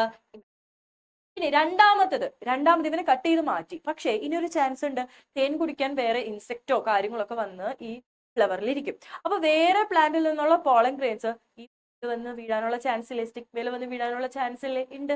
അപ്പൊ നമ്മൾ വിചാരിച്ച പോളൻഗ്രെയിൻ തന്നെയല്ലേ നമുക്ക് വീഴ്ത്തേണ്ടത്. വേറെ അൺവാണ്ടഡ് ആയിട്ടുള്ള വേറെ പൂക്കളിൽ നിന്നുള്ള പോളൻഗ്രെയിൻ വന്ന് വീഴാൻ പാടുണ്ടോ? ഇല്ല. അപ്പൊ നമ്മൾ എന്ത് ചെയ്യണം, ഈ ഇൻസെക്റ്റിൽ നമുക്ക് ഇതിനെ പ്രൊട്ടക്ട് ചെയ്യണം. എന്തിനാ ഇൻസെക്റ്റിൽ നിന്നൊക്കെ പ്രൊട്ടക്ട് ചെയ്യുന്നത്, അൺവാണ്ടഡ് ആയിട്ടുള്ള പോളൻഗ്രെയിൻസ് വന്ന് വീഴാം അല്ലെ. അപ്പൊ എന്ത് ചെയ്യും, നമ്മള് കവറേജ് ഒരു ബാഗ് ഇട്ടിട്ട് അല്ലെങ്കിൽ ഒരു കവർ ഇട്ടിട്ട് അതിനെ കവർ. ആ സ്റ്റെപ്പിനെ വിളിക്കുന്ന പേരാണ് ബാഗ്. ഈ 2 സ്റ്റെപ്പുകളാണ് ഒന്നാമത്തെ ക്വസ്റ്റ്യന്റെ ആൻസർ. എന്താണ്, അൺവാണ്ടഡ് പോളൻ ഗ്രെയിൻസിൽ നിന്ന് എങ്ങനെയാണ് സ്റ്റിഗ്മയെ പ്രൊട്ടക്ട് ചെയ്യുക. അതായത് നമുക്ക് ആവശ്യമില്ലാത്ത പോളൻ ഗ്രെയിനിൽ നിന്ന് നമ്മൾ എങ്ങനെയാ സ്റ്റിഗ്മയെ പ്രൊട്ടക്ട് ചെയ്യുക. ഫസ്റ്റ് എന്താ, ഇമാസ്കുലേഷൻ നടത്തി. അവിടെ എന്തിനുണ്ടെങ്കിൽ അങ്ങനെ ചെയ്തേ, അൺവാണ്ടഡ് ആയിട്ടുള്ള ആ പൂവിന്റെ പോളഗ്രെയിൻ തന്നെ വന്ന് വീഴാതിരിക്കും. രണ്ടാമത് എന്താ ചെയ്തത്, ബാഗിങ് ചെയ്തു. എന്തിനാ ബാഗിങ് ചെയ്തത്, വേറെ ഇൻസെക്ട് വഴിയോ വേറെ എന്തെങ്കിലും വഴിയോ വേറെ പൂക്കളിൽ നിന്നുള്ള വേറെ ഫ്ലവേഴ്സിൽ നിന്നുള്ള പോളഗ്രെയിൻസ് വന്ന് വീഴാം. 2 സ്റ്റെപ്പ് അതിന്റെ ആൻസർ. അടുത്തത് എന്താ, ഇനി മൂന്നാമത്തെ സ്റ്റെപ്പ് എന്താ, ആർട്ടിഫിഷ്യൽ പോളിനേഷൻ. മൂന്നാമത്തെ സ്റ്റെപ്പ് ഇമ്പോർട്ടന്റ് എന്ന് പറയാൻ ഒരു കാരണമുണ്ട്. നിങ്ങൾ എപ്പോഴും ഈ സ്റ്റെപ്പ് മിക്കപ്പോഴും എഴുതി വെക്കുക, ആർട്ടിഫിഷ്യൽ ഹൈബ്രിഡൈസേഷൻ എഴുതി വെക്കുക. ആർട്ടിഫിഷ്യൽ ഹൈബ്രിഡൈസേഷൻ എഴുതി വെക്കരുത്. മൂന്നാമത്തെ സ്റ്റെപ്പ് എന്താണ്, ആർട്ടിഫിഷ്യൽ പോളിനേഷൻ എന്ന് പറഞ്ഞു കഴിഞ്ഞാൽ നമ്മൾ സെലക്റ്റഡ് ആയിട്ട് കുറച്ച് പോളൻഗ്രെയിനെ മാറ്റി വെച്ചിട്ടില്ലേ നമുക്ക് ഇഷ്ടപ്പെട്ടത്, ആ പോളൻഗ്രെയിനെ നമ്മൾ എടുത്ത് എന്ത്, ഇവന്റെ ബാഗ് ഒക്കെ അഴിച്ചിട്ട് ഇപ്പൊ മെച്ചുവർ ആയി കഴിയുമ്പോൾ ഇവന്റെ ബാഗ് ഒക്കെ അഴിച്ചിട്ട് ഇവന്റെ സ്റ്റിഗ്മയിൽ കൊണ്ട് നമ്മൾ എന്ത്, ഓക്കെ. അപ്പൊ അവിടെ പോളി ഇത് ആർട്ടിഫിഷ്യൽ ആയിട്ട് നടന്നതാണ്. കാരണം നമ്മൾ ആർട്ടിഫിഷ്യലി ചെയ്യുന്ന കാര്യമാണ് അല്ലെ. അതുകൊണ്ടാണ് ഇതിനെ ആർട്ടിഫിഷ്യൽ പോളി. അവസാനം ഇതിനെ എന്ത് ചെയ്യും, പിന്നെയും ഇതിനെ റീബാഗ് ചെയ്യും, രണ്ടാമത് കവറിട്ട്. ഓക്കെ, എന്തിനു വേണ്ടിയിട്ടാ, മെച്ചുവർ ആവുന്നത് വരെ. 4 സ്റ്റെപ്പിലാണ് ഇത് നടക്കുന്നത്, artificial hybridisation. Very very important. അടുത്ത ക്വസ്റ്റ്യൻ. അടുത്ത ക്വസ്റ്റ്യൻ എന്താ? Microsporangium is surrounded by 4 wall layers. Name the 4 wall layers. Write the function of these layers. Microsporangium എന്ന് കേൾക്കുമ്പോൾ ടെൻഷൻ ആവരുത്. നമ്മൾ പറഞ്ഞിരുന്നു അല്ലേ, ഫസ്റ്റ് നമ്മൾ ഒരു ഫിഗർ പഠിച്ചു. എന്താണ് മൈക്രോസ്പൊറാഞ്ചിയം? ആന്തറിന്റെ ക്രോസ് സെക്ഷൻ പഠിച്ചില്ല, ഒരു ബട്ടർഫ്ലൈ സ്ട്രക്ചർ, അത് തന്നെ പഠിച്ചു വെച്ചിരിക്കും. അപ്പൊ 4 ലെയേഴ്സ് കൊണ്ട് കവർ ചെയ്തിരിക്കുന്നതെന്ന് പറയുമ്പോൾ തന്നെ നിങ്ങൾക്ക് മനസ്സിലാവണം. 4 wall layers നമ്മൾ എവിടെയാ പഠിച്ചത്? ആന്തറിന്റെ ക്രോസ് സെക്ഷൻ. 4 ലെയേഴ്സ് ഉണ്ടായിരുന്നു. ഏറ്റവും ഔട്ടർ മോസ്റ്റ് ലെയർ ഏതായിരുന്നു? ഓർമ്മയുണ്ടോ? കണ്ടോ, 4 ലെയേഴ്സ്. ഏറ്റവും ഔട്ടർ മോസ്റ്റ് എപ്പിഡെർമിസ്, അതിന്റെ ഉള്ളിൽ എൻഡോത്തീഷ്യം, അതിന്റെ ഉള്ളിൽ മിഡിൽ ലെയർ, ഏറ്റവും ഉള്ളിൽ എന്താണ്? ടപ്പിറ്റം. ഓക്കെ, എന്താണ്? ഇതിന് കവർ ചെയ്തുകൊണ്ട് 4 ലെയേഴ്സ് ഉണ്ടെന്ന് പറഞ്ഞു. അപ്പൊ ആ 4 ലെയേഴ്സിന്റെ പേരുകളും എഴുതണം, പിന്നെ അവരുടെ എന്ത് എഴുതണം? ഫംഗ്ഷനും എഴുതണം. അവരുടെ എന്ത് എഴുതണം? ഫംഗ്ഷനും എഴുതണം. നോക്കാം നമുക്ക്. നോക്കാം. ഔട്ടർ മോസ്റ്റ് എന്താ? എപ്പിഡെർമിസ്. ഔട്ടർ മോസ്റ്റ് എന്താ? എപ്പിഡെർമിസ്. ഇതിന്റെ ഫംഗ്ഷൻ വെരി സിമ്പിൾ ആണ്. എന്താണ്? പ്രൊട്ടക്ഷൻ, സംരക്ഷണം കൊടുക്കുകയാണ് എപ്പിഡെർമിസിന്റെ ഫംഗ്ഷൻ. അടുത്തത് എന്താ? എൻഡോത്തീഷ്യം. അതിന്റെ ഉള്ളിലുള്ള ലെയർ ആണ് എന്ത്? അതിന്റെ ഒരാളെ കൂടെ നമുക്ക് ഒരുമിച്ച്, അതിന്റെ ഉള്ളിലുള്ളത് എന്താ? Middle layer. ഇവർക്ക് രണ്ടുപേർക്കും കൂടെ ഒരൊറ്റ ഫംഗ്ഷൻ. അപ്പൊ എപ്പിഡെർമിസിന്റെ പ്രൊട്ടക്ഷൻ ആണ്. എൻഡോത്തീഷ്യത്തിനും മിഡിൽ ലെയറിനും കൂടെ കോമൺ ആയിട്ട് ഒരൊറ്റ ഫംഗ്ഷൻ. അതെന്തായിരിക്കും? എന്താണ്? Dehiscence of anther. അവന്റെ ഫംഗ്ഷൻ. എന്താണ് ഡെഹിസൻസ് ഓഫ് ആന്തർ എന്ന് പറഞ്ഞ മക്കളെ? ഈ ആന്തർ ഇല്ലേ, നമ്മുടെ മെയിൽ റീപ്രൊഡക്റ്റീവ് പാർട്ട് ആയിട്ടുള്ള ആന്തർ, ഈ ആന്തറിന്റെ ഉള്ളിലാണ് ആരിയ്ക്കുന്നത്? പോളൻ ഗ്രെയിൻസ് ഇരിക്കുന്നത് അല്ലെ? പോളൻ ഗ്രെയിൻസ് ഇരിക്കുന്നത് എന്തിന്റെ ഉള്ളിലാ? ഈ ആന്തറിന്റെ ഉള്ളിലാണ്. ആന്തർ ഉള്ളിൽ ഇരുന്നിട്ട് കാര്യമുണ്ട്, പോളൻ ഗ്രെയിൻസ് പുറത്തേക്ക് വരണ്ടേ? അപ്പൊ ആന്തർ പൊട്ടിക്കഴിഞ്ഞാലാണ് പോളൻ ഗ്രെയിൻസ് എന്ത് ചെയ്യുക? പുറത്തേക്ക് വരാം. അങ്ങനെ പുറത്തേക്ക് വന്നാൽ മാത്രമേ ഫീമെയിൽ റീപ്രൊഡക്റ്റീവ് പാർട്ടിൽ പോയിട്ട് അവൻ വീണിട്ട് എന്ത് നടക്കുള്ളൂ? പോളിനേഷൻ നടക്കുള്ളൂ അല്ലേ? അപ്പോ ഇവനെ പൊട്ടാനായിട്ട്, ഈ ആന്തറിനെ പൊട്ടാനായിട്ട് ഹെൽപ്പ് ചെയ്യുന്ന ലെയേഴ്സ് ആണ് ആര്? എൻഡോത്തീഷ്യം ആൻഡ് മിഡിൽ. ഓക്കെ, അപ്പൊ എൻഡോത്തീഷ്യം ആൻഡ് മിഡിൽ ലെയേഴ്സ് എന്താണ്? ആന്തർ ബ്രേക്ക് ചെയ്ത് പോളൻ ഗ്രെയിൻസ് പുറത്തേക്ക് വിടാനായിട്ട് ഹെൽപ്പ് ചെയ്യുന്ന ലെയേഴ്സ് ആണ് ആര്? പറ. എൻഡോത്തീഷ്യം. അപ്പൊ ഡെഹിസൻസ് എന്ന് പറഞ്ഞ term very very important. Dehiscence പറഞ്ഞാൽ എന്താണ്?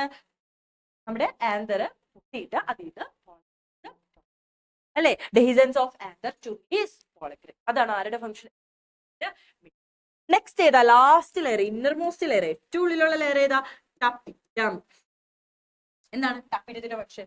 അതായത് ഈ ടപ്പീറ്റത്തിന്റെ ഉള്ളിലാണ് സ്പോറോജീനസ് സെൽ എന്ന് നമ്മൾ പഠിച്ചു അല്ലെ?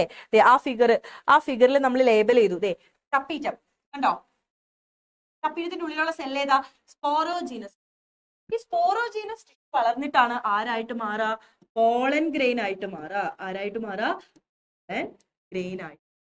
അപ്പൊ വളരുന്നതിന്റെ അടിസ്ഥാനത്തിൽ, അല്ലെങ്കിൽ വളരണമെങ്കിൽ ഇവർക്ക് എന്ത് വേണം? ന്യൂട്രീഷൻസ് വേണം അല്ലെ? വീട്ടിലല്ലേ എല്ലാവരും വളരുള്ളൂ. അപ്പോ ഈ സ്പോറോജീനസ് ടിഷ്യൂസ് വളർന്നിട്ട് പോളൻ ഗ്രെയിൻസ് ആവണം. അപ്പൊ ഇവർക്ക് ആവശ്യമായിട്ടുള്ള ഈ ന്യൂട്രീഷൻസ്, നറിഷൻസ് കൊടുക്കുന്നത് ആരാണ്? ഇവർക്ക് പുറത്തുള്ള. ഓക്കെ അല്ലേ? അപ്പൊ ടപ്പീറ്റം എന്ന് പറഞ്ഞാൽ എന്താ? ടപ്പീറ്റത്തിന്റെ ഫംഗ്ഷൻ എന്താ? Nourishes the developing pollen grain. Okay, pollen grains വളരാൻ ആവശ്യമായിട്ടുള്ള നറിഷ്മെന്റ് കൊടുക്കുന്നത് ആരാണ്?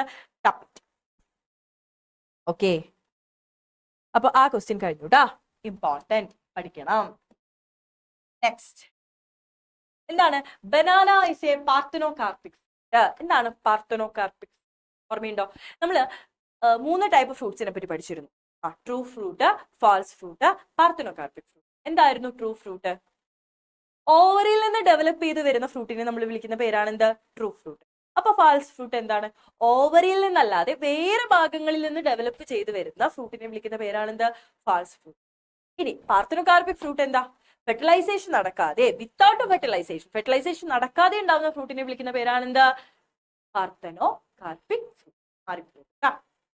അപ്പൊ പാർത്തനോകാർപ്പിക് ഫ്രൂട്ട് എന്ന് പറഞ്ഞാൽ എന്താ? വിത്തൗട്ട് ഫെർട്ടിലൈസേഷൻ ഇല്ലാതെ നടക്കുന്ന, ഫെർട്ടിലൈസേഷൻ നടക്കാതെ ഉണ്ടാവുന്ന ഫ്രൂട്ട്സിനെ വിളിക്കുന്ന പേരാണ് എന്താ? Parthenocarpic fruit. എക്സാമ്പിൾ എന്താ? ബനാന, നമ്മുടെ പഴം. ബനാനയിൽ എന്തില്ല? നടക്കുന്നില്ല? ഫെർട്ടിലൈസേഷൻ ഇല്ലാതെ ഉണ്ടായ ഫ്രൂട്ട് ആണ് എന്ത്? ബനാന. ഫസ്റ്റ് ക്വസ്റ്റ്യൻ എന്താ? What are parthenocarpic? എന്താണ് പാർത്തനോകാർപ്പിക് ഫ്രൂട്ട്? എന്താണ് പാർത്തനോകാർപ്പിക് ഫ്രൂട്ട്? ഞാൻ പറഞ്ഞില്ലേ, വിത്തൗട്ട് ഫെർട്ടിലൈസേഷൻ നടക്കാതെ ഉണ്ടാവുന്ന ഫ്രൂട്ട് ആണ് എന്ത്? അടുത്തത് എന്താണ്? How parthenocarpy can be induced? പഠിച്ചു വെക്കുക. ഓക്സിൻ ആൻഡ് ജിബ്രലിൻസ്, രണ്ട് ഹോർമോൺസ് ഉണ്ട് അല്ലേ, ഓക്സിൻ ആൻഡ് ജിബ്രലിൻസ്. ഈ രണ്ട് ഹോർമോൺസ് കൊടുത്താലാണ്, ഇൻഡ്യൂസ് ചെയ്താൽ നമുക്ക് പാർത്തനോകാർപ്പിക് ഫ്രൂട്ട് ഉണ്ടാക്കിയെടുക്കാം. Okay, how parthenocarpy can be induced. നമുക്ക് എങ്ങനെയാ പാർത്തനോകാർപ്പി ഇൻഡ്യൂസ് ചെയ്യാൻ പറ്റുക? By auxin and gibberellins. പഠിച്ചു കേട്ടാ. ഏതൊക്കെയാണ്? ഓക്സിനും ഗിബ്രലിൻ എന്ന് പറഞ്ഞ രണ്ട് ഹോർമോൺസ് കൊടുത്തു കഴിഞ്ഞാൽ, പ്ലാന്റ് ഗ്രോത്ത് ഹോർമോൺ ആണ്, ഇവരെ കൊടുത്തു കഴിഞ്ഞാൽ നമുക്ക് എന്ത് ചെയ്യാൻ പറ്റും? പാർത്തനോകാർപ്പി. Very very important. അടുത്ത question. Fusion of polar nuclear with male gamete in double fertilization results in formation of endosperm. Double ഫെർട്ടിലൈസേഷനിലെ രണ്ട് ഇവന്റുകൾ പഠിച്ചു. അതില് എന്താണ് എൻഡോസ്പേം ഉണ്ടായ പറയണം. എന്നിട്ട് നോക്കിയേ, write down the function of endosperm. എൻഡോസ്പേമിന്റെ ഫംഗ്ഷൻ എന്താ? നമ്മൾ നേരത്തെ പറഞ്ഞു അല്ലെ, മെയിൽ ഗാമേറ്റും എഗ്ഗും കൂടെ ഫ്യൂസ് ചെയ്ത് സൈഗോട്ടും എംബ്രിയോയും ഉണ്ടാകും. സൈഗോട്ട് എംബ്രിയോ ആയിട്ട് മാറും. അതുപോലെ തന്നെ ഒരു മെയിൽ ഗാമേറ്റ് പോളാർ ന്യൂക്ലിയറുമായിട്ട് കമ്പൈൻ ചെയ്തിട്ട് ആരായിട്ട് മാറും? Primary endosperm nucleus. പെൻ ഉണ്ടാവും. എന്നിട്ട് പെൻ ആരായിട്ട് മാറും? എൻഡോസ്പേം ആയിട്ട് മാറും എന്ന് പറഞ്ഞു. ഈ എൻഡോസ്പേമിന്റെ ഫംഗ്ഷൻ എന്താ? ഇതാണ്. നമ്മുടെ എംബ്രിയോക്ക് ആവശ്യമായിട്ടുള്ള നറിഷ്മെന്റ്, അല്ലെങ്കിൽ എംബ്രിയോക്ക് ഡെവലപ്പിംഗ് എംബ്രിയോക്ക് ആവശ്യമായിട്ട്, എംബ്രിയോ ഇങ്ങനെ ഡെവലപ്പ് ചെയ്യാൻ ആവശ്യമായിട്ടുള്ള നറിഷ്മെന്റ് കൊടുക്കുക എന്നുള്ളതാണ് ആരുടെ ഫംഗ്ഷൻ? ഫംഗ്ഷൻ. മനസ്സിലായോ? അപ്പൊ എന്താണ് എൻഡോസ്പേമിന്റെ ഫംഗ്ഷൻ? എന്താണ്? Developing embryo. ഓക്കെ, എംബ്രിയോക്ക് വളരാൻ ആവശ്യമായിട്ടുള്ള നറിഷ്മെന്റ് കൊടുക്കലാണ് ആരുടെ ഫംഗ്ഷൻ? ആരുടെ ഫംഗ്ഷൻ? പഠിച്ചു. Write briefly about the endosperm development in coconut. തേങ്ങയിലെ എൻഡോസ്പേം ഡെവലപ്മെന്റിനെ പറ്റിയാണ് പറഞ്ഞിരിക്കുന്നത്. നോക്കാം നമുക്ക്. ഓക്കെ, ഫസ്റ്റ് ശ്രദ്ധിച്ചേ. ഫസ്റ്റ് പ്രൈമറി എൻഡോസ്പേം ആയിരുന്നു, പെന്നായിരുന്നു. പെൻ എങ്ങനെയാണ് എൻഡോസ്പേം ആയി മാറിയത് എന്നാണ് ക്വസ്റ്റ്യൻ. ഓക്കെ, പിന്നെ എങ്ങനെയാണ് എൻഡോസ്പേം ആയത്? ശ്രദ്ധിച്ചേ, ഇത് പെന്നാണ്. ഈ പെന്ന് പ്രൈമറി എൻഡോസ്പേം ന്യൂക്ലിയസ് എങ്ങനെയാണ്, primary endosperm primary endosperm nucleus എങ്ങനെയാണ് എൻഡോസ്പേം ആയി മാറിയത്? ആദ്യം എന്ത് സംഭവിക്കും എന്നറിയോ? ഓക്കെ, ഇവർക്ക് ഫ്രീ ന്യൂക്ലിയർ ഡിവിഷൻ സംഭവിക്കും. എന്ത് സംഭവിക്കും? ഫ്രീ ന്യൂക്ലിയർ എന്ന് പറഞ്ഞാൽ എന്താ? ഒന്നുമില്ല, ന്യൂക്ലിയസുകൾക്ക് ഇങ്ങനെ ഒരുപാട് ഡിവിഷൻ നടന്നിട്ട് കുറേ ന്യൂക്ലിയസ് ഉണ്ടാവും. ഓക്കെ, പ്രൈമറി എൻഡോസ്പേമിന് ആദ്യം എന്താ സംഭവിക്കുക? Free nuclear division. ഡിവിഷൻ നടന്നിട്ട് കുറേ ന്യൂക്ലിയസ് ഉണ്ടാവും. ഓക്കെ, അങ്ങനെ ഉണ്ടാവുന്ന എൻഡോസ്പേമിനെ വിളിക്കുന്ന പേരാണ് എന്ത്? Free nuclear endosperm. എന്താ വിളിക്കുക? നമുക്ക് ഫ്രീ ന്യൂക്ലിയർ എൻഡോസ്പേം കിട്ടി. ഓക്കെ, അതിനുശേഷം അടുത്ത സ്റ്റെപ്പ് എന്ന് പറഞ്ഞു കഴിഞ്ഞാൽ, ഈ ന്യൂക്ലിയസിന് ചുറ്റും എന്ത് ഫോം ചെയ്യും? സെൽ വാളുകൾ ഫോം ചെയ്യും. എന്ത് ഫോം ചെയ്യും? സെൽ വാളുകൾ ഫോം ചെയ്യും. ഓക്കെ, അങ്ങനെ സെൽ വാളുകൾ ഫോം ചെയ്താൽ അതിനെ വിളിക്കുന്ന പേരാണ് സെല്ലുലാർ എൻഡോസ്പേം. ഓക്കെ, ഈ സെല്ലുലാർ എൻഡോസ്പേം ആണ് നമ്മുടെ എന്ത്? എൻഡോസ്പേം. കഴിഞ്ഞു. അപ്പൊ കോക്കനട്ടിൽ എന്താ സംഭവിച്ചത്? നമ്മുടെ പ്രൈമറി എൻഡോസ്പേം ന്യൂക്ലിയസ്, നമ്മുടെ പെന്നിന് ആദ്യം എന്താ സംഭവിച്ചത്? മെയിൽ ഗാമേറ്റും പോളാർ ന്യൂക്ലിയർ കൂടെ കമ്പൈൻ ചെയ്തിട്ട് പ്രൈമറി എൻഡോസ്പേം ന്യൂക്ലിയസ് ആയി. എന്നിട്ട് ഈ പ്രൈമറി എൻഡോസ്പേം ന്യൂക്ലിയസിന് എന്ത് സംഭവിച്ചു? ഫ്രീ ന്യൂക്ലിയർ ഡിവിഷൻ സംഭവിച്ചു. കുറേ ന്യൂക്ലിയസ് ഉണ്ടായി. ആ കണ്ടീഷനെ വിളിക്കുന്ന പേരെന്താണ്? Free nuclear endosperm. ഇനി ഫ്രീ ന്യൂക്ലിയർ എൻഡോസ്പേം ചുറ്റും എന്ത് ഫോം ചെയ്തു? ചെറിയ ചെറിയ സെൽ വാളുകൾ ഫോം ചെയ്തു. അപ്പൊ നമുക്ക് എന്തിനെ കിട്ടി? സെല്ലുലാർ എൻഡോസ്പേം കിട്ടി. അതാണ് എൻഡോസ്പേം. ഇനി ഇത് കോക്കനട്ടിൽ ഏതൊക്കെ ഭാഗങ്ങളാണ് എൻഡോസ്പേം എന്ന് അറിയാൻ നിങ്ങൾക്ക് ഒരു സാധനം ഉണ്ടാവും അല്ലെ. അതായത് നമ്മളൊരു കോക്കനട്ട് എടുത്തു കഴിഞ്ഞാൽ ആ കോക്കനട്ടിലെ വെള്ളമില്ലേ, വെള്ളം, നമ്മൾ കുടിക്കുന്ന വെള്ളം, തേങ്ങാ വെള്ളം അല്ലെ, ആ വെള്ളം എന്ന് പറയുന്നതാണ് എന്ത്? Free nuclear endosperm. ഓക്കെ, ആ വെള്ളമാണ് എന്ത്? Free nuclear endosperm. ഇനി ആ വെള്ളത്തിന് ചുറ്റും സെൽവാളുകൾ ഫോം ചെയ്യുമ്പോ കിട്ടുന്നതാണ് എന്ത്? Cellular endosperm. സെല്ലുലാർ എൻഡോസ്പേം എന്താണെന്നറിയോ? നമ്മള് ആ വൈറ്റ് പോർഷനിലെ, ആ വൈറ്റ് കേണൽ എന്നാണ് പറയാ. നമ്മള് ചെരവെടുക്കുന്ന സാധനം ഇല്ലേ, കറി വെക്കാനും പായസം വെക്കാനൊക്കെ നമ്മൾ ചെരവെടുക്കുന്ന പോർഷൻ ഇല്ലേ, ആ വൈറ്റ് പോർഷൻ, അതാണ് എന്ത്? Cellular endosperm. അപ്പൊ നിങ്ങൾ ശ്രദ്ധിച്ചാൽ അറിയാൻ പറ്റുമായിരിക്കും, നമ്മൾ കരിക്ക് വാങ്ങിക്കുമ്പോൾ, കുടിക്കാൻ വേണ്ടി കരിക്ക് വാങ്ങിക്കുമ്പോൾ അതിൽ വെള്ളം കുറേ ഉണ്ടാവും അല്ലെ. വെള്ളം കുറേ ഉണ്ടാവും എന്ന് പറഞ്ഞാൽ എന്താ? അതിൽ ഫ്രീ ന്യൂക്ലിയർ എൻഡോസ്പേം കുറേ ഉണ്ടാവും. പക്ഷെ എന്തുണ്ടാവില്ല? ആ വൈറ്റ് പോർഷന്റെ അളവ് കുറവായിരിക്കും അല്ലെ. കാരണം എന്താ? ഈ ഫ്രീ ന്യൂക്ലിയർ എൻഡോസ്പേമിന് ചുറ്റും സെൽവാൾ ഫോം ചെയ്യുമ്പോഴാണ് നമുക്ക് എന്തിനെ കിട്ടുക? ആ വൈറ്റ് പോർഷൻ കിട്ടുക. അവിടെ ഫ്രീ ന്യൂക്ലിയർ എൻഡോസ്പേം ആണ് കൂടുതൽ. ഇനി കുറച്ച് ദിവസം കഴിഞ്ഞ് കരിക്ക് മൂത്തെന്ന് വിചാരിക്കുക. അപ്പൊ ഈ ഫ്രീ ന്യൂക്ലിയർ എൻഡോസ്പേമിന്റെ പുറത്ത് എന്ത് ഫോം ചെയ്യാൻ തുടങ്ങും? സെൽവാൾ ഫോം ചെയ്യാൻ തുടങ്ങും. അപ്പൊ അത് ആരായിട്ട് മാറും? ആ വൈറ്റ് കേണൽ, ആ വൈറ്റ് പോർഷൻ ആയിട്ട് മാറാൻ തുടങ്ങും. അപ്പൊ വെള്ളത്തിന്റെ അളവ് എന്താവും? കുറയും. കാരണം എന്താ? വെള്ളമാണ് ആരായിട്ട് മാറിയത്? ഈ വൈറ്റ് പോർഷൻ ആയിട്ട് മാറിയത്. അപ്പോ കരിക്കിൽ കാണപ്പെടുന്ന അല്ലെങ്കിൽ കോക്കനട്ടിൽ കാണപ്പെടുന്ന വെള്ളവും ആ വൈറ്റ് പോർഷനും എന്താണ്? ാണ്. അപ്പൊ എംബ്രിയോ എന്താ? നമ്മുടെ പൊങ്ങില്ലേ, പൊങ്ങ്. ചില ചെടികള്, ചില തേങ്ങകളിൽ പൊങ്ങുണ്ടാവും, നല്ല ടേസ്റ്റ് ആണ് അത് കഴിക്കാൻ. പൊങ്ങാണ്. അപ്പൊ എംബ്രിയോക്ക് വളരാൻ, ഈ പൊങ്ങിന് വളരാൻ ആവശ്യമായിട്ടുള്ള നറിഷ്മെന്റ് കൊടുക്കുന്ന ആളാണ് ആര്? തേങ്ങ, വെള്ളം ആയാലും അല്ലെങ്കിൽ നമ്മുടെ ആ വൈറ്റ് പോർഷൻ. ഓക്കെ അല്ലേ? അപ്പൊ കോക്കനട്ടിന്റെ കാര്യം പറയുമ്പോൾ കൃത്യമായിട്ട് എഴുതണം. എന്താണ്? ഒരു ഫ്രീ ന്യൂക്ലിയർ എൻഡോസ്പെർം ഉണ്ട്. ആ ഫ്രീ ന്യൂക്ലിയർ എൻഡോസ്പെർമിന് ചുറ്റും സെൽവാളുകൾ ഫോം ചെയ്തിട്ടാണ് ആരായിട്ട് മാറുന്നത്? സെല്ലുലാർ എൻഡോസ്പെർം ആയിട്ട് മാറുന്നത്. ഈ സെല്ലുലാർ എൻഡോസ്പെർം എന്താണ്? Cellular endosperm? ആ വൈറ്റ് കേർണൽ, ആ വൈറ്റ് പോർഷൻ. ഈ ഫ്രീ ന്യൂക്ലിയർ എൻഡോസ്പെർം എന്താണ്? Coconut water. സെറ്റ് അല്ലേ? ഓക്കെ, അപ്പൊ അടുത്ത ക്വസ്റ്റ്യനിലേക്ക് പോവാം.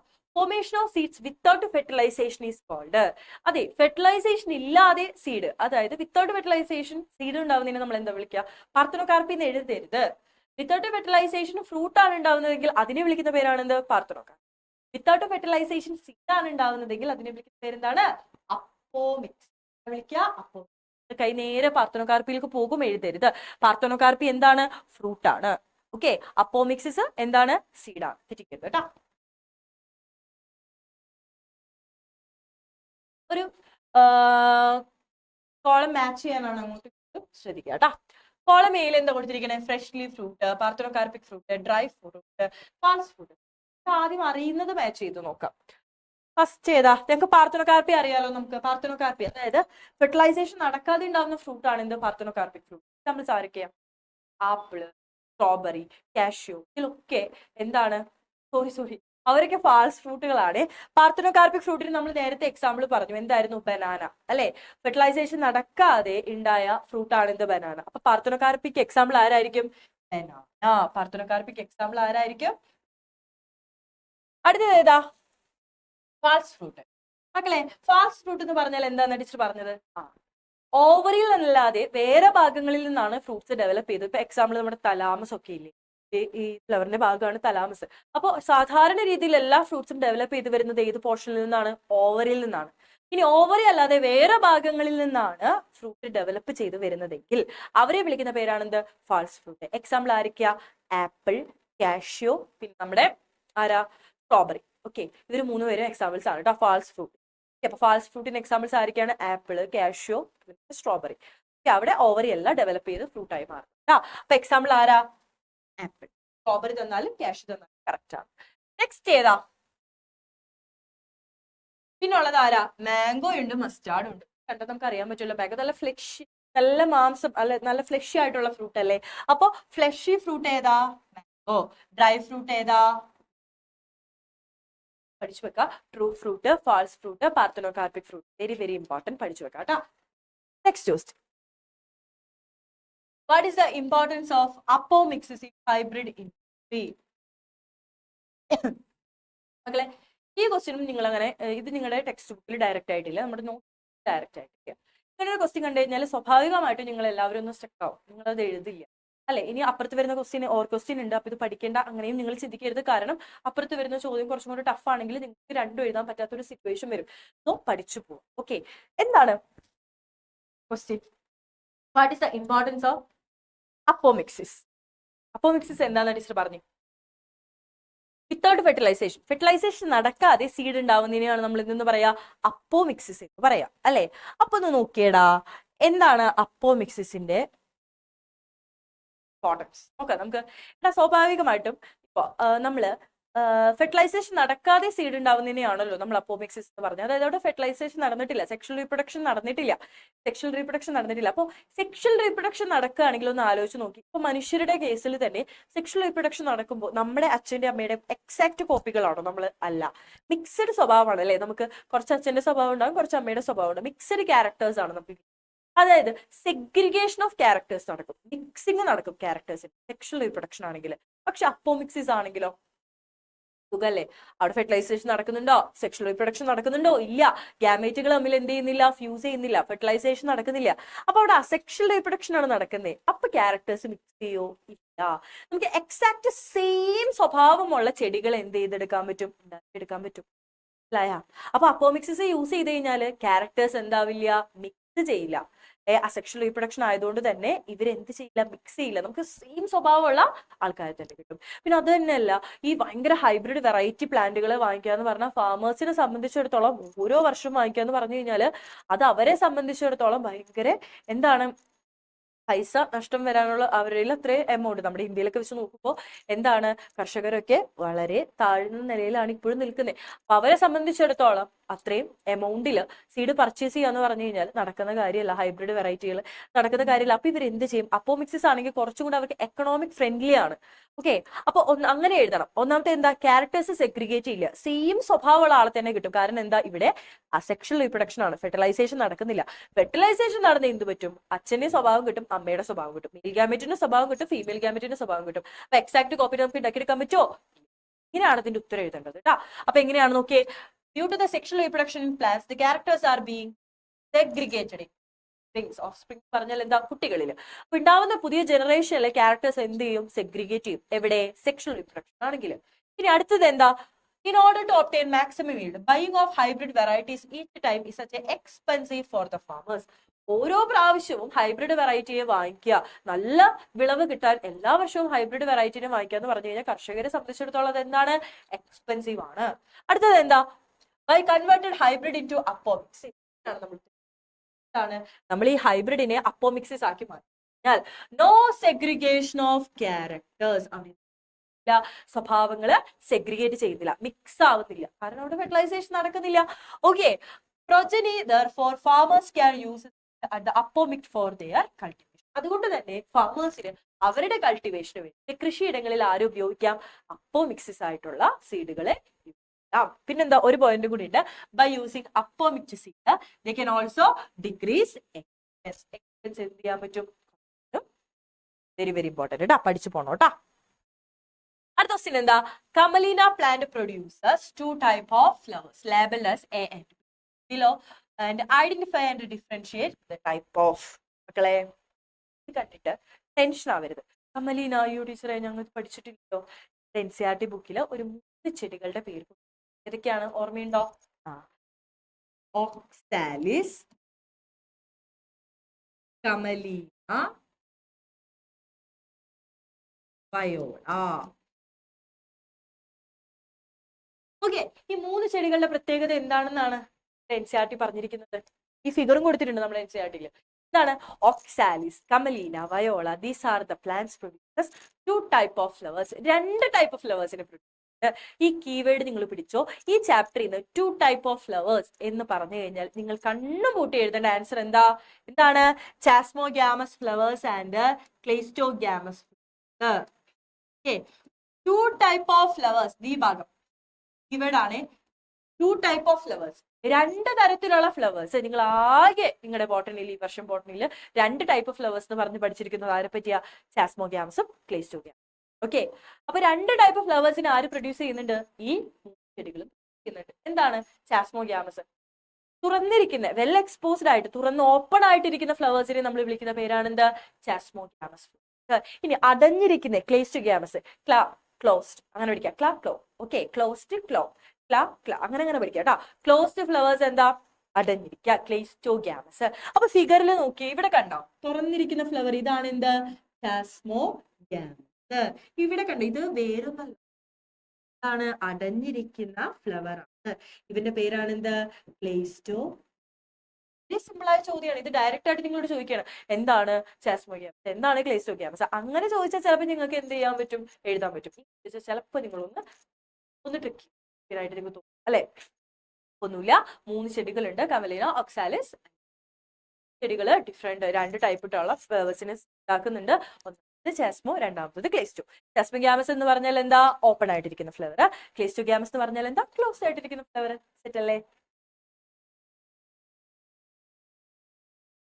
ലാസ്റ്റ് ക്വസ്റ്റ്യൻ എന്താണ്, name the genetic mechanism which prevent the self pollen from fertilizing ovules by inhibiting pollen germination. അടുത്ത ഇൻഹിബിറ്റിംഗ് പോളൻ ജെർമിനേഷൻ നമ്മൾ നേരത്തെ പഠിച്ചു. ഔട്ട് ബ്രീഡിംഗ് ഡിവൈസസിൽ 4 കാര്യങ്ങൾ നമ്മൾ പഠിച്ചു. ഏതൊക്കെയാണ്, പ്രൊഡക്ഷൻ ഓഫ് യൂണിസെക്ഷൽ ഫ്ലവേഴ്സ്, പിന്നെ ഏതാ നമ്മൾ പഠിച്ചത്, ഓർമ്മയുണ്ടോ, arrangement of stamen and stigma at the different position. പിന്നെ നമ്മൾ പഠിച്ചത് എന്താ, എന്താ അവോയ്ഡിങ് ഓഫ് സിങ്ക്രണൈസേഷൻ. രണ്ടുപേരും ഡിഫറെന്റ് ടൈമിലായിരിക്കും മെച്ചുവർ ആവുക. ലാസ്റ്റ് നമ്മൾ പഠിച്ചത് എന്താ? Self incompatibility. എന്താണ് സെൽഫ് ഇൻകോമ്പാറ്റിബിലിറ്റി എന്ന് ടീച്ചർ പറഞ്ഞേ? സെയിം ഫ്ലവറിന്റെ പോളൻ ഗ്രെയിൻ തന്നെ വന്ന് വീണാൽ പോളൻ ട്യൂബിന്റെ ജെർമിനേഷൻ അവൻ എന്ത് ചെയ്യും? പോളൻ ജെർമിനേഷൻ എന്ത് ചെയ്യും? ഇതല്ലേ ഇവിടെ ചോദിച്ചിരിക്കുന്നത്. ഒന്ന് വായിച്ചു നോക്കിയേ. Name the genetic mechanism which prevent self pollen from fertilizing ovule by in pollen germination. Pollen germination inhibit ചെയ്യുന്ന ആ മെക്കാനിസത്തിനെ, സെൽഫ് പോളിനേഷൻ തടയാനുള്ള ആ മെക്കാനിസത്തിനെ വിളിക്കുന്ന പേരെന്താണ്? Self compatibility.